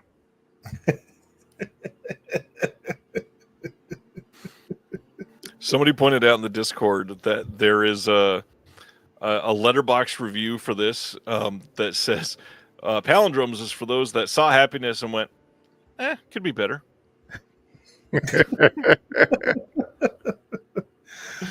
Well, it's actually a 4K4 release. Oh, okay. So, do what now? It was a palindrome joke. Wow. Forward to backwards. Yep. So speaking on the 4K side, Radiance has said they will not put out a ton of them. They basically said they will do like a few in their first year. I think they said literally 2 or 3. And they also said, for anybody that has been worried about it, they have no desire to re-release anything that they've released previously on Blu-ray onto 4K now. So do not expect that to happen with them whatsoever. Kino will take care of it. Probably. And Criterion. And Criterion. That's the big one. Oh, they have a great slate this month. Oh, yeah. Keep going. Look at this. June 23rd in the UK, June 24th in North America, we get The Tale of Oiwa's Ghost from 1961. Again, beautiful cover art on this one. This looks great. This says, when the daughter of an elite family takes a shine to poor samurai Lemon, he sees an opportunity to climb the social ladder. He just needs to rid himself of his only obstacles, his loving wife, Oiwa. He poisons her and dumps her corpse in a nearby swamp, but she returns as a horribly disfigured ghost to haunt Lemon on his wedding night. Crime film specialist Tai Kato brings the famous ghost story of Yatsuya to the screen as a gritty tale of murder and greed with an intense lead performance by Wakayama, who was also in the Bounty Hunter trilogy and Big Time Gambling Boss that they put out. There will be a visual essay on Tormented Female Ghost, that's so specific, by Lindsay Nelson. Newly improved English subs, and then there will be a booklet that is in this with new writing by Tom Mess and an archival review of the film. Sounds interesting. The plot synopsis sounds kind of like A Place in the Sun. The Theodore Dreiser novel, Montgomery Clift and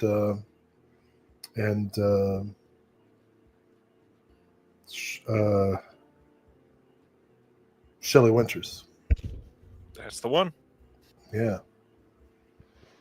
All right. I want to see this for sure. Oh, yeah. Look at this. Next up from Radiance is World Noir Volume 3. This is coming on June 23rd in the UK only. However, they are advertising that this is region free, so anybody should be able to pick this up. This will include Not Guilty from 1947, The Lost One from 51, and Girl with Hyacinths from 1950. Peter Lorre stars in and directs The Lost One, which is his only directorial feature. For special features, we got a 4K restoration of Not Guilty, HD digital transfer of The Lost One, 2K restoration of Girl, and a couple of these are first time on Blu-ray ever, and then Girl is first time on Blu-ray outside of Sweden. There's going to be a limited 80-page perfect bound book with writing on the films and new writing by critic and experts, including Farron Name, Martin Waits, Elena Lazick, Jordan Searles, and more. Not Guilty is a new interview with Imogen Sarah Smith and some archival extras. The Lost One is a new commentary by Alan Rode and Stephen D. Youngkin. An interview with Pamela Hutchinson and an interview with the programmer and historian Margaret Darius on post-war German cinema. And then Girl with Hyacinths has a new commentary by Peter Gilmstad, some archival extras, and then a visual essay by Julia Armfield. Can you imagine how dark a Swedish film has to be called noir? I mean, like their regular films are bleaker than any American film noir. Yeah. Their comedies are bleaker. I've never seen that Laurie film. I'm mostly interested in that one. Yeah, this is a big deal. All right. Everybody seems pretty happy with that one. That's nice. Very. Going to the next one from them. This is La Terra Trema from 1948, coming on June 23rd in the UK on Blu-ray. UK only, not US. This is a worldwide Blu-ray premiere of this movie.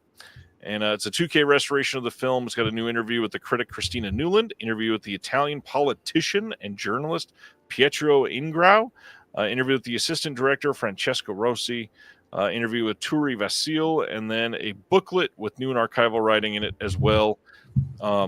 This is also listed as being able to be played in Region A, even though you cannot purchase it. They can't sell it in the U.S. is the way that I should say that. If you're going to buy one movie about fishermen this month, this is the one. Not Tarpon? No.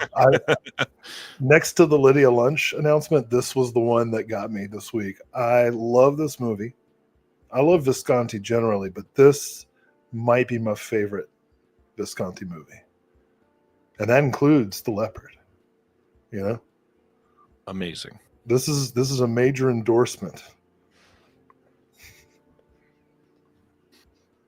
God, Sibner, I'm going to take a moment and say that Sibner's been chopping it up pretty well in with the bad jokes. He must have had a nap. Yeah, he's got some good ones.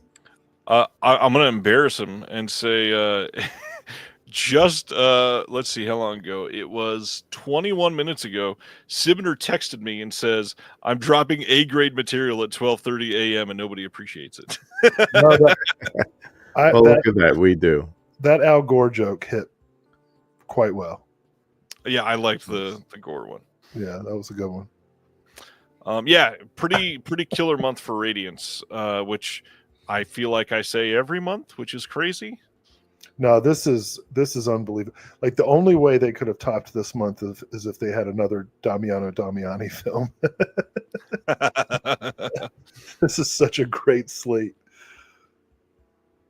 World Noir Volume 3 will likely sell out quick. It's the first of the series to be region free. Damn it. I still have to get the first two. I don't feel like I'll understand the third one.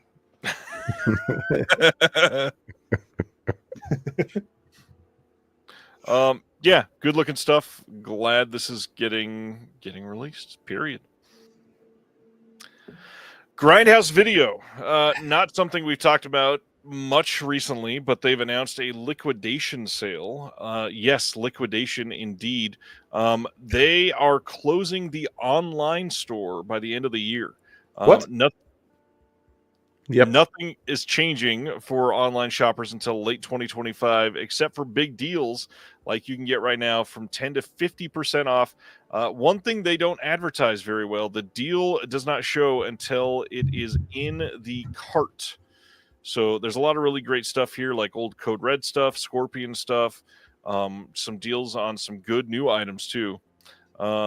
It is a decent sale, worth checking out. I will definitely say that. What's crazy, a lot of people don't know this, but he says late 2024 was a rough time behind the scenes there. There was issues with vinegar syndrome that we talked about on this show. The post office, which has been solved, thankfully, rising cost, lawsuits, which you can check out on live videos on Facebook under Dark Force Entertainment, and much more. After all of this, he wants to go back to the beginning of what made Grindhouse Video to begin with, and that's a retail store. So he is reopening the physical store. It will be the same location in Knoxville, Tennessee in early 2026. This is his main focus. He plans on making it even better than when they were open a year ago now. He's excited that this new chapter will be a great one for him, and I just clicked the wrong button and minimized that instead. I will bring that right back up. I apologize. Grindhouse Video shutting down the online site by the end of the year. Will, you're surprised. Any thoughts? I didn't know that was happening. Yeah. I missed the last couple weeks of the live stream, I guess. Well, for people who don't live in Knoxville, that's sad. Yeah. Yep. It's a interesting choice to choose to go to the physical store in 2025 instead of making minor adjustments to stay competitive with the other online stores. But I can't remember why did he close the physical store in the first place? I think he just did not have like the time or manpower to keep it going. I'm not entirely sure. Well, if he's able to make a living, then God love him. But that makes me sad. I was a pretty regular customer. Yeah, I will say this certainly sucks. He is somebody that's been great for years to purchase from. Although I will, happily say, and Mike will agree with me, he doesn't deal with stress extremely well. He worries about a lot of things, and then a lot of stuff has been changing. I mean, he laments about like people are, we talked about steelbooks earlier. People are dying for these studio release steelbooks, but the places that he's buying them from, his distributor, they don't tell you the price always. They don't even show you the cover art, and they want people to pre-order them, and he just doesn't want to deal with that. So if you get away from the online site, you don't have to ever deal with that shit. You just, what you have, you can put on the shelves, call it a day. And I believe he'll have a lot of physical media still, but mostly leaning towards like, this is a very horror and cult focused store. He's gonna have all kinds of extra stuff that he would never have on the website. Yeah. So, yeah. That's Grindhouse Video. What?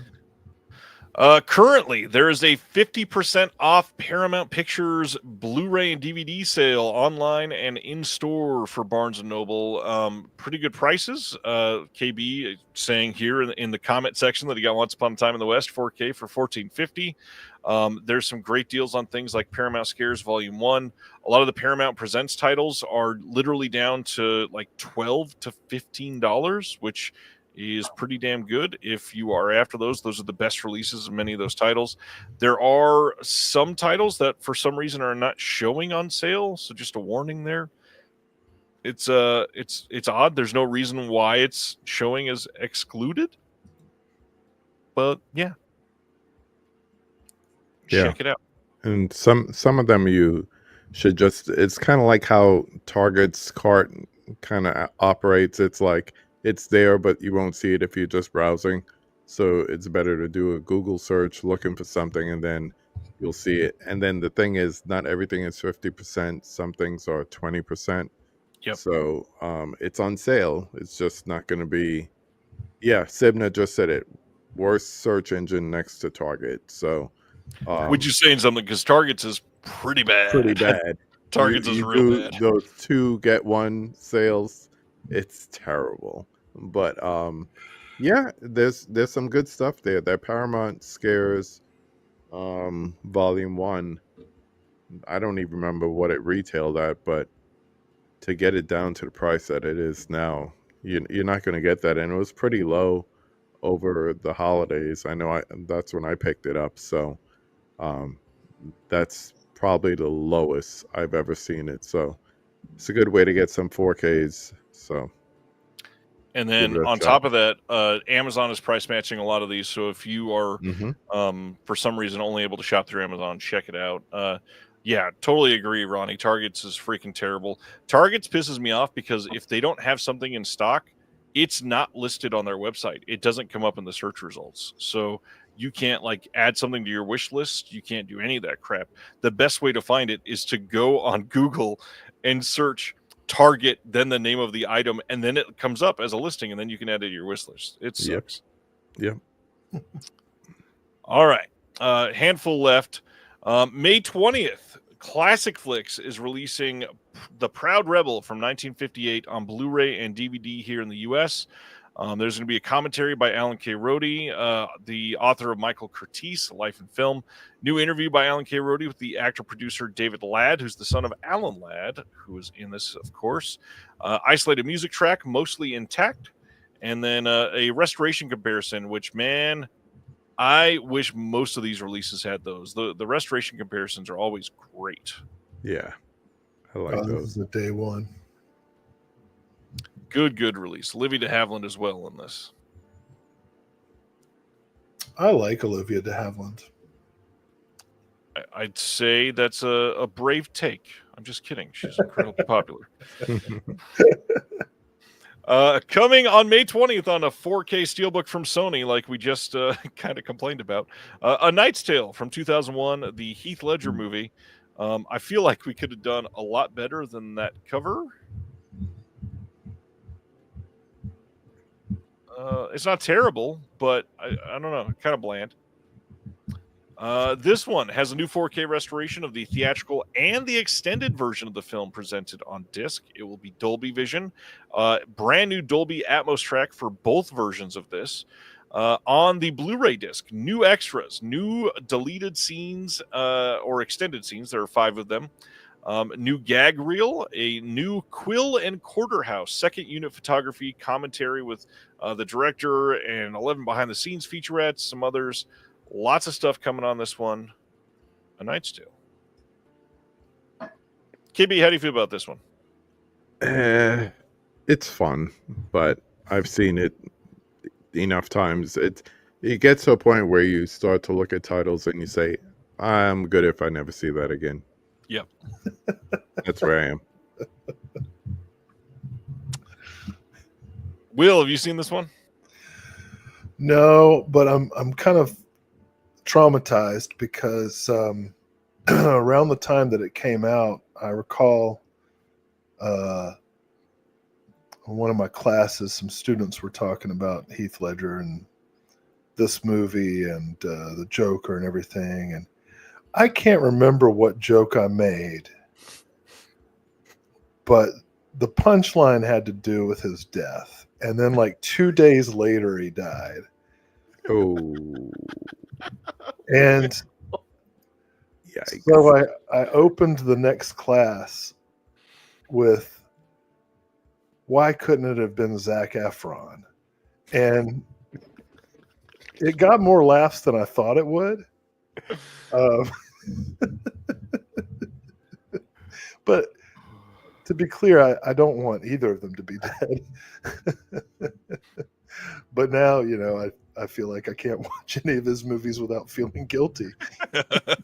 Well, I mean, you killed Heath Ledger. I get it. That is legitimately what several students said to me.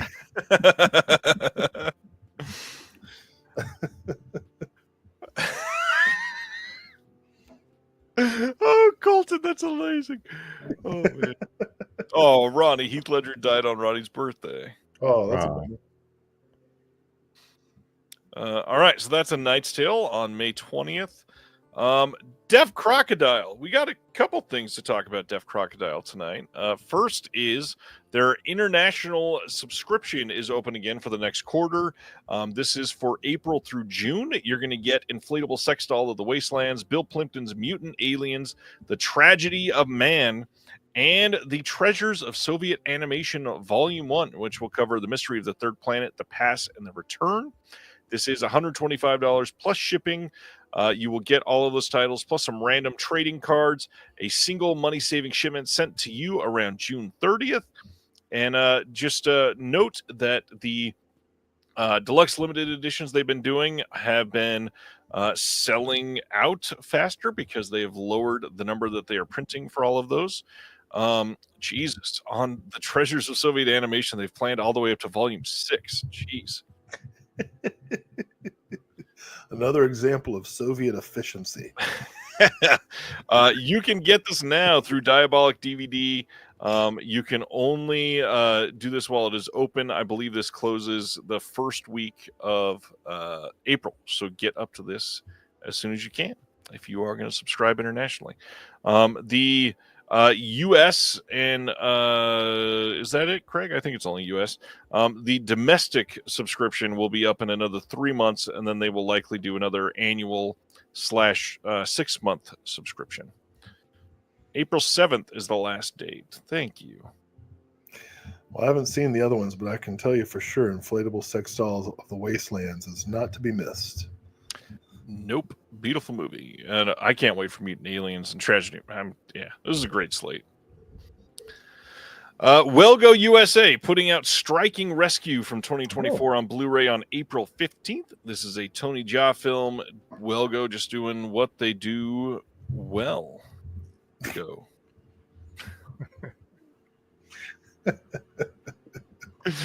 I loved that laugh. That was worth it. Thanks, Will. I just showed last week in Cult Films we did a month of martial arts films. So we looked at 36 Chamber of Shaolin. We looked at Michelle Yeoh and Magnificent Warriors. And as I like to do, I showed a film with Tony Jaa, one of Tony Jaa's proteges, Ji Jayanan, and Chocolate. You ever seen Chocolate? Chocolate is great. Yeah. Yeah, Great every time I show it, at least one student is like, "This is my new favorite movie of all time." Amazing. and it's usually like, not that it is usually like women students who really resonate with Chocolate, for obvious reasons. a lot of reasons, yeah. But I always show, when I show Chocolate, I'll show some clips from Tony Jaa movies, so that they can kind of see the school that Yanan comes from, and just the style of the modern Thai martial arts movie, which is very different from Japan, Hong Kong, obviously different martial arts style. And the thing about Muay Thai that we all, of course, love is that it involves hitting people as hard as you can with your elbows and knees, which is constantly nonstop. And that's a very cinematic style. So, I know Tony Jaa has gotten older and doesn't quite do the same stunts that he used to. And I don't know anything about Striking Rescue except that I am going to see it. All right. Sounds good. Respect to Tony Jaa. Shoplifters from 2018, a film from Koreeda that people have been asking for a good release of for a long time in the U.S., finally coming to Blu-ray on April 1st from Magnolia. I'm seeing no bonus features on this, but just to be able to have the film out there is a great thing. Well, there were, but This is one that I enjoyed. Koreeda, I followed him since he was doing like video essays and stuff like that. And when he did his first feature, it was kind of like, all right, what else? And just got into more and more of it. So this one was quite a good film. So it's nice that we're finally getting it here in the States, because everything has been an import of some sort. Yep, fully agreed. All right. Oh man, the response to this post. May 13th, Mill Creek is releasing Masters of the Universe Revelation and Revolution from 2021 and 2024 on a Blu-ray Steelbook in the US. Supposedly this is god awful. This was a Netflix series that I knew nothing about before this, but man, did my comment section go ablaze immediately with people saying this is hot garbage and no thank you. Was this the series that like Henry Rollins was in? not sure. Am I wrong? Wasn't there a Henry Rollins Masters of the Universe? I didn't see these new ones. It's hard for me to let go of the originals. You know, Same. like my daughter was into the new She-Ra for a while, but I kept being like, let me show you the real She-Ra, and it's better. It's just better. So I don't know about this. I don't like emo Skeletor there. That doesn't look good. Emo Skeletor. That's what he looks like. TerraVision is celebrating 10 years this year as a label releasing horror and cult items starting in April. So to kick that off, they've announced their 2025 vinyl subscription, and it includes the following titles: The Sender, Cheerleader Camp, Immaculate, Fire in the Sky, Cabin Fever, and The Legend of Boggy Creek. They've got this available now. You can choose between like the VIP option, which comes with all the bonus goodies, or just the records if you want to save some money. You can check this out now on their website. I know it's not home video, but for a TerraVision imprint, this is a pretty big deal. They're going to be doing some other stuff to celebrate 10 years all year. So yeah, check it out. I want to say to Colton, I agree. The new She-Ra is pretty good. I just have a thing for the old She-Ra. And this TerraVision subscription is fantastic. I mean, the fact that we can have Cheerleader Camp original soundtrack on vinyl. Oh, that's amazing. I wish we could have the movie on Blu-ray, but I love this. This is fantastic. None of these have been released before, so this is the first time they've all been out as a soundtrack, which is a great thing. No re-releases here, and there's no confirmation. I don't know this as an insider or anything like that, but from the TerraVision Discord today, somebody posted TerraVision's doing a Cheerleader Camp vinyl. What about the Blu-ray? And Brad seemed to like tease that it's possible. It wasn't confirmed, but it's. I don't know. Well, you better pass along a message to him from me. I think I know what the message is. Will just got more excited than he's been in a long time.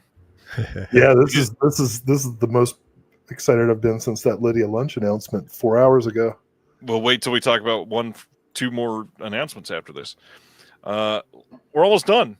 Tokyo Pop from Third Window is coming on May 5th on Blu-ray in the UK. You can check this out. New 4K remaster. There's some audio commentaries, visual essays, director Q&A, 8-page booklet, and a slipcover that you can get for this release. Kino released this in the US, but now you can get it over in the UK as well. Nice. All right. Deaf Crocodile announced that there is a disc replacement program for Signals. This just got released literally just a couple weeks ago. There are some errors with In the Dust of the Stars that is in this 2-pack release of Signals and In the Dust of the Stars. There's a short period of audio and video glitches early in the film, and a number of subtitles had the last few characters on the text dropped. It sucks that this happened. Caught this early though, and fixing it. They say we pride ourselves on providing the best possible viewing experience. Realize these errors can be quite distracting. If you got this from Deaf Crocodile or Diabolic, you don't need to do anything. They're going to ship them directly to you. You don't need to request it, nothing like that. If you got it from another retailer, email your proof of purchase to email your proof of purchase to disc-replacement@deafcrocodile.com, and they will get that sent to you. They're going to follow up once there's replacement discs in hand and they begin shipping. And then they wanted to say this is the first time that they've ever had to deal with errors like this, and they've already made changes to their process to make sure it doesn't happen again. Obviously, this is frustrating for customers, but also it's frustrating for them. Hopefully, people understand that this shouldn't take away from their long history of extremely high quality things. Well, you broadcast a signal into outer space, you got to expect it's going to get broken up a little bit. Yeah. Yeah. I'm glad that they were able to attend to it so quickly. Yes, and that's the big thing here too is they've not had, you know, like 3 months of people saying, "Hey, this sucks, somebody fix it," like some other companies owned by the Hut Group have. So it's nice that a company can recognize something and offer to replace it before it becomes a thing, basically. All right. 2 more things to talk about, and these are pretty damn big. First is Jared from Mondo Macabro clued me into this tonight. There is a brand new boutique label on the market called Petroglyph Media. You can get this on Blu-ray right now. You got Funeral Siniestro, and on the other side of the disc, you've got Triangulo de Oro. These are from 1977 and 1985. This is a double feature of Jairo Pinilla films, and this is a label that's going to be focusing on South American films. For this release, they've given Funeral Siniestro a 2K restoration from the only surviving elements, a 35mm theatrical exhibition print courtesy of Fundación Patrimonio Filmico Colombiano, and Triangulo de Oro has been transferred from a 1-inch tape master from Mr. Pinilla's private collection. The slipcover is embossed and has UV spot gloss, and it's limited to only 1,000 units with new artwork. And you can only buy 2 of these at a time.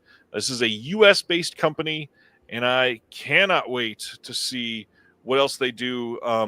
This is great. I had not heard that this was happening, and yeah, I think I need to get this because South American films is not something that we see a lot of releases for. I'm surprised that Funeral Siniestro has any surviving elements, you know? You almost got me there. Good job. KB's ready for bed. Oh my god! Yeah, it's humid down there, man. Yeah, it's hard. It's hard to archive the stuff. It's true. All right, and then one of the biggest announcements. I don't believe it. Just came out before we went live. Michael Felsher over at Red Shirt Pictures has announced that working with Synapse, they are working towards releases of Fright Night Part 2, Hello Mary Lou Prom Night 2, Prom Night 3, The Last Kiss, Prom Night 4, Deliver Us from Evil, underrated, 976 Evil 2, Angel of Heat, and possibly, they have the rights for it, but they got to check on elements, a 4K UHD release of Prom Night. 976 Evil 2 is Prime Wynorski.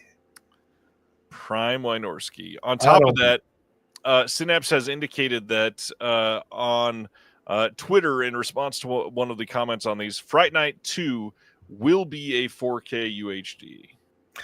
Thank goodness the Menendez brothers finally got justice. That's what's doing this. You all know the story, right? Yes. Okay. Well, of course, and this is not a criticism of Synapse, because I respect their diligence for quality control. But the key line in this announcement is that there are no release dates for any of these titles at this time. Well, and even worse, they say they can't even say still in production because many of them have not even started production yet. So the hard part is they have not even scanned the elements for these. We have no idea what's going to come up. I'd like to say this is super exciting and can't wait to buy these later this year. That's just not the case. They've even said Friday Night Part 2 will not be in 2025, so don't ask for it. But these are awesome, though. These are Angel of Heat. Oh, my God. All of these are wish list items for me. I mean, it could literally be 5 or 6 years before we see the last of the titles on this list. Literally. No chance. It's good to know that they're coming and for sure. There's a possibility. And sometimes it's just the magic of getting that restoration done and knowing it's not going to be like some, I don't know, digital upgrade or something like that. So, Right. And gives you time for features too. So, and they really wanted to highlight that Red Shirt Pictures is putting these out, not Synapse. Synapse is working with them and overseeing distribution.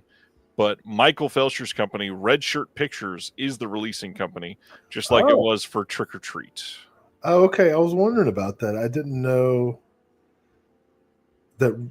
I'd always thought Red Shirt Pictures produced supplemental features, so they're now releasing, and now they're releasing films on their own. Yep, Trick or Treat was one, and I believe they've done one other before that as well. Good for him. That's pretty cool. So yeah, this is a monumental announcement. There are multiple Grail titles in here for a lot of people that are the people that we talked about earlier that just go to Vinegar Syndrome for trashy 80s horror. Hey, I resemble that remark. No. I mean, Friday Part 2, Prom Night 2, 976 Evil 2 are top of many people's lists that were frequently in video stores multiple times a week from 1986 to 1994. I rank all three of those alongside Godfather 2 and The Empire Strikes Back. As far as greatest sequels of all time, French Connection 2, like that's where they all belong. Damn busy week for announcements. That was 102? Something like that. I think it was just under 100. Jeez. And as a reminder, what's coming out next week? Criterion's release of Thief on 4K, Daylight 4K from Kino. We get a standard release of Trick or Treat 4K from Red Shirt. You can get it Amazon everywhere. It comes with a slipcover at first. The Golden Fern from Deaf Crocodile going to be available on Amazon. Best Defense from Kino. Revenge of the Radioactive Reporter is finally shipping from TerraVision here in the next day or two, I believe. Samurai Fiction coming next week. Wildcat from Oscilloscope. The Outcast, Kinzadza, Prognites, A Mysterious Castle of the Carpathians from Deaf Crocodile, also getting their standards. Two-Way Stretch from Kino. The Bloody Lady from Arbalos. Quaxer Fortune, that's going to be coming from VCI. The Killer's Not Alone and Zero Grad getting standard releases next week. Hungry Snake Woman. Eating Miss Campbell coming out from Troma. 100 Tears from Unearthed. Cry the Beloved Country from Kino. Eat the Night from Altered Innocence. And those are the big ones. Semi-slow week after we've had a pretty busy couple months. I don't know. It's pretty amazing week to me. All that Deaf Crocodile stuff.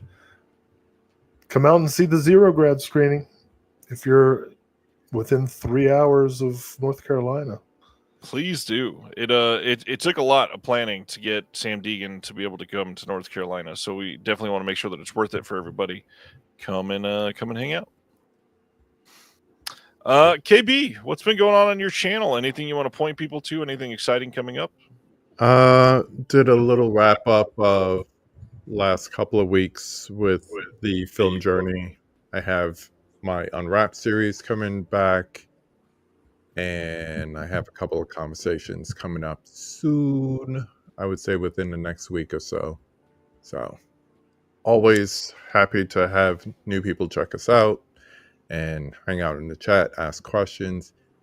I really need to work on Kevin Wilmot being on the conversation.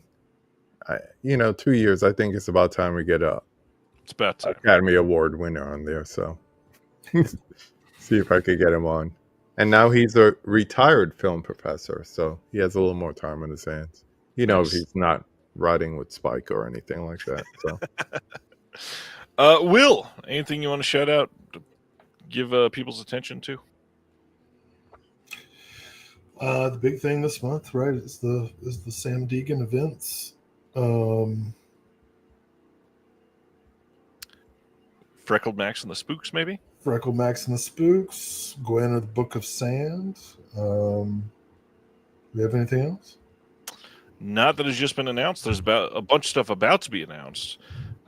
Finishing up a title, actually 3 or 4 titles over the next few days between us. Lots going on right now behind the scenes for sure. I'll give a shout out to Paul Taswell.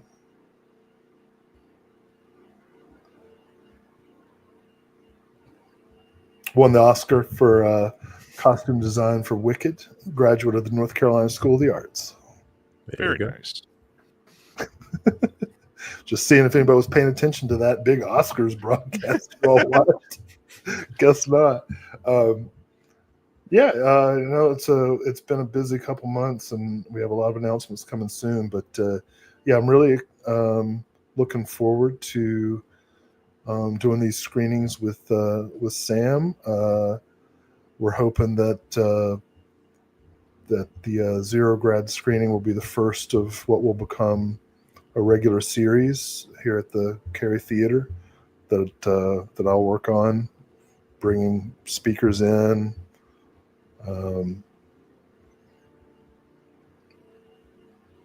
As for that, other than that, just, pray for me and I'll pray for you.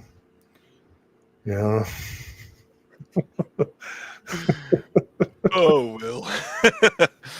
All right. As usual, check out all the links in the description below. Come join the Patreon. Still running the promotion. There's all kinds of stuff. If you get at the $12 level and pay for a year in advance, you can get a bunch of free items. I got a list I can show you. Busy couple weeks behind the scenes, but we can't wait to see you all next week. Have a good, safe weekend, and we'll see you then. Thank you for watching The Disconnected. On the way out, make sure that you are subscribed to the channel, that you've liked the video, and that you've copied the link to be able to share with someone else that may appreciate this.